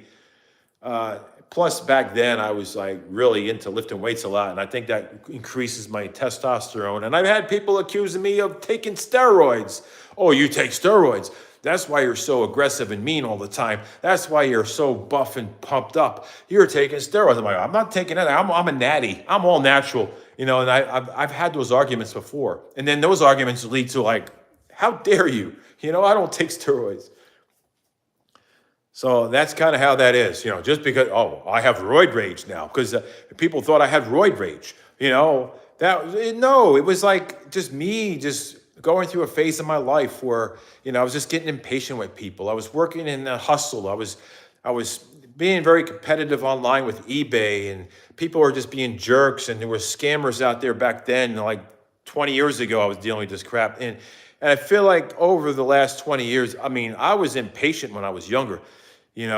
Back in my 20s and 30s, man, I was like, don't even get into an argument with me, because then I felt like I had to finish the argument with my last word. And I don't know, I felt like I could never just let it go. I feel like it was that person like, hey, just let it go, Bobby. Let it go, Bobby. And I'd be like, no, I'm not letting it go. I'm done. I'm not letting this go. And I'd be like, Bobby, let it go. No, I'm not letting this go. No, this is no way that, this was me. Like, I would never let it go. But now I can let things go.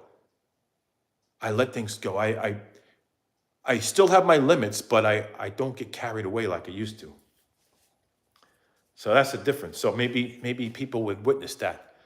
But like I said, I had, I was like, there goes. I don't know why that's happening. Paranormal or what? But yeah, it's like I was like a big teddy bear with my family. Like it's like you see me in the workplace and I'm just this totally different person. I'm like, you think I come out of the mafia? Like I have this attitude, like this this macho kind of thing. I don't know. It's just different, And then I'm around my kids, and I'm like, I'm soft spoken. I'm more of a teddy bear. I'm just.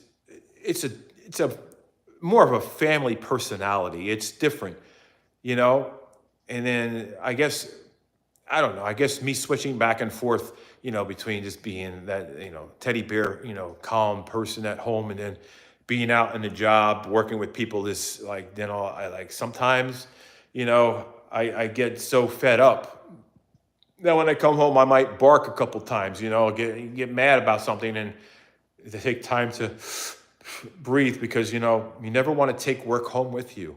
But still, even then, when I felt like I was having a bad day, I would just go in my own part of the house and just try to gather my thoughts and then go out for a jog and try to just jog it off, And then I've improved over the years, where I just like, I won't even go in the house. Like if I got so frustrated and I had to come back home to family and then they had to witness me, being upset, like what happened to you? And I'm like, I don't even want to talk about it. Then of course I don't want to talk about it. Then I end up talking about it. I'm like, then this person like that, and then this and that. I'm like so mad and I'm stressed and I got a headache and and I just want to go back over there and do this. And I'm like, now I'm telling them it's like what I want to do. Like, it's just like this. I think me complaining. It's me complaining that nobody really cared for. Like I was just complaining. Like I wouldn't stop. It was always about this. And like I know people have problems, and it was like me complaining.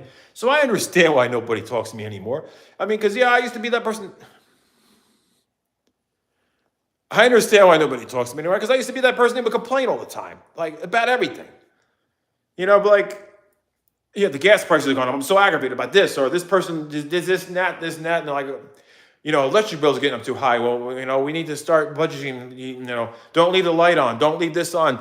Don't leave the hairdryer, on for so long. Unplug the toaster because I'm afraid of a fire. My OCD was my worst enemy. Like, no, I don't want any dishes in the sink. And make sure the door is shut all the way. Make sure of this, make sure of that. I mean, I think my OCDs kind of pushed people away because that was another problem. It's like, make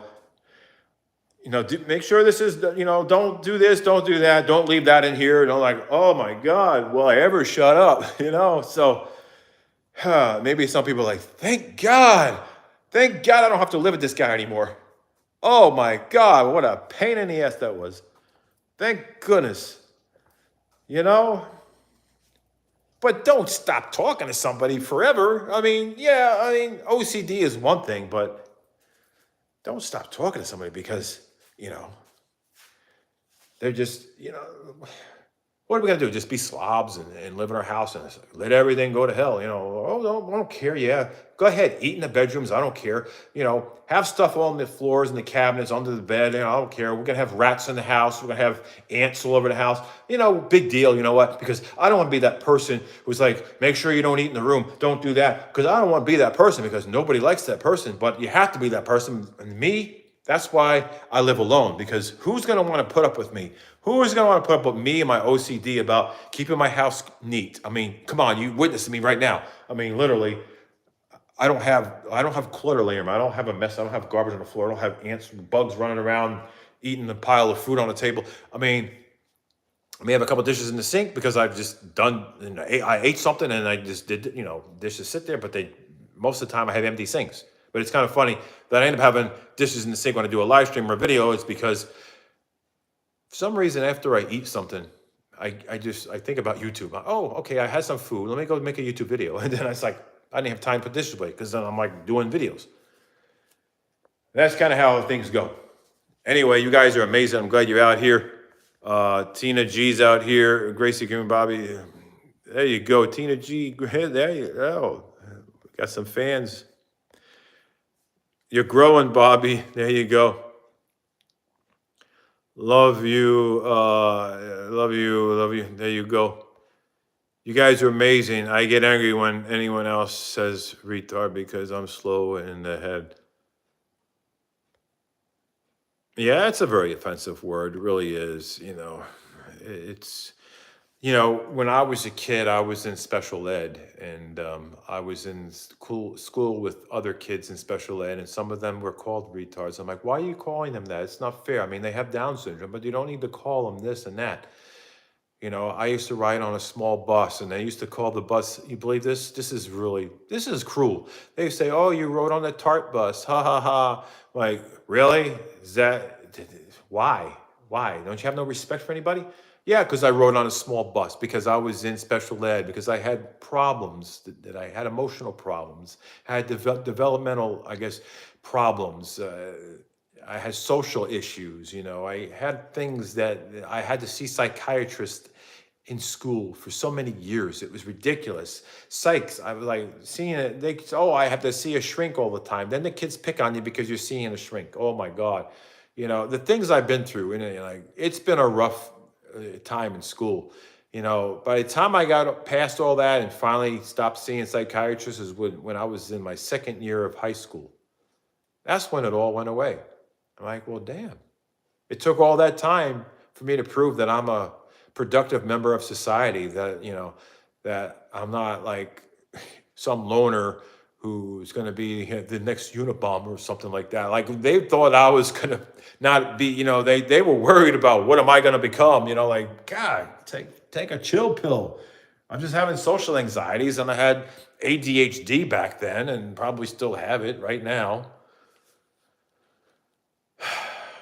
But I surely wasn't going to be that crazy psycho person. But see, then they finally shredded all that stuff, got rid of all that, So they found out that nothing was wrong with me other than I just had social anxiety and ADHD, which back then I guess they didn't know what the hell it was, or they didn't know how to, how to diagnose it properly back then. They probably just thought, man, why is this kid always staring out the windows like he's in another world? Like, is he thinking about like what crime he's going to commit when he gets older? Like, what is he doing? Is he like some, Michael Myers or Jason? What's going on?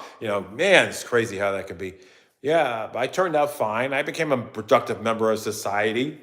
I became a very health conscious person, became very, active, and I have friends in the neighborhood. I got friends next door. I got friends here, but even though next door is not really next door, considering all the distance and wildlife around me.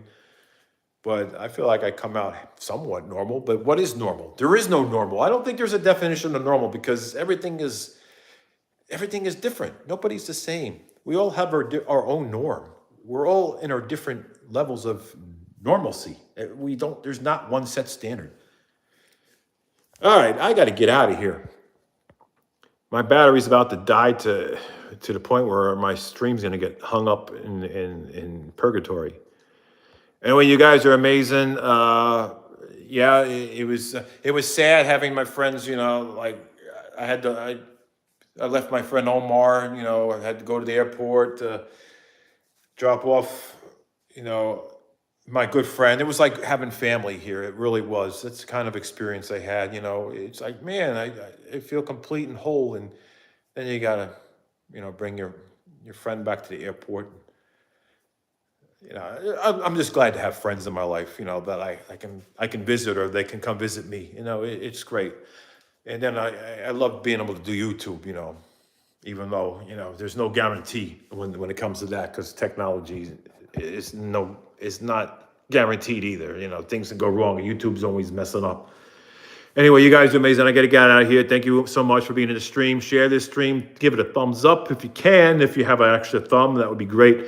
I got to get out of here. Like I said, I'm trying to beat the battery before the battery dies. It's crazy. I had a brain tumor when I had a learning disability. I hope that you were able to get that brain tumor addressed. I know it. I got a big bump on my head, and before I had it, assessed, I'm like, oh my God, is this what is this going to be? Like I said, my health anxieties gets the most of me. I went to a dermatologist 3 years ago, and they just told me, oh, it's just this, and they wanted to. Okay, my battery's dying in my watch. Now I know that means my phone's going next. All right, guys, take care, be safe. There's going to be a Rolling With Me video that's being released very shortly, very shortly. So be sure to check it out on Rolling With Me. It's going to be released very shortly here. Where is it? Maybe I can hop into this good old stream here. And I don't even know where I am. Is this the stream? In all my years, even before I had. All right, I think I'm in the stream. So I am in the stream. I'm in the stream. I'm gonna pop the video in here now, so you guys can get a chance to look at it. And then I better do that fast before I lose. All right, new video.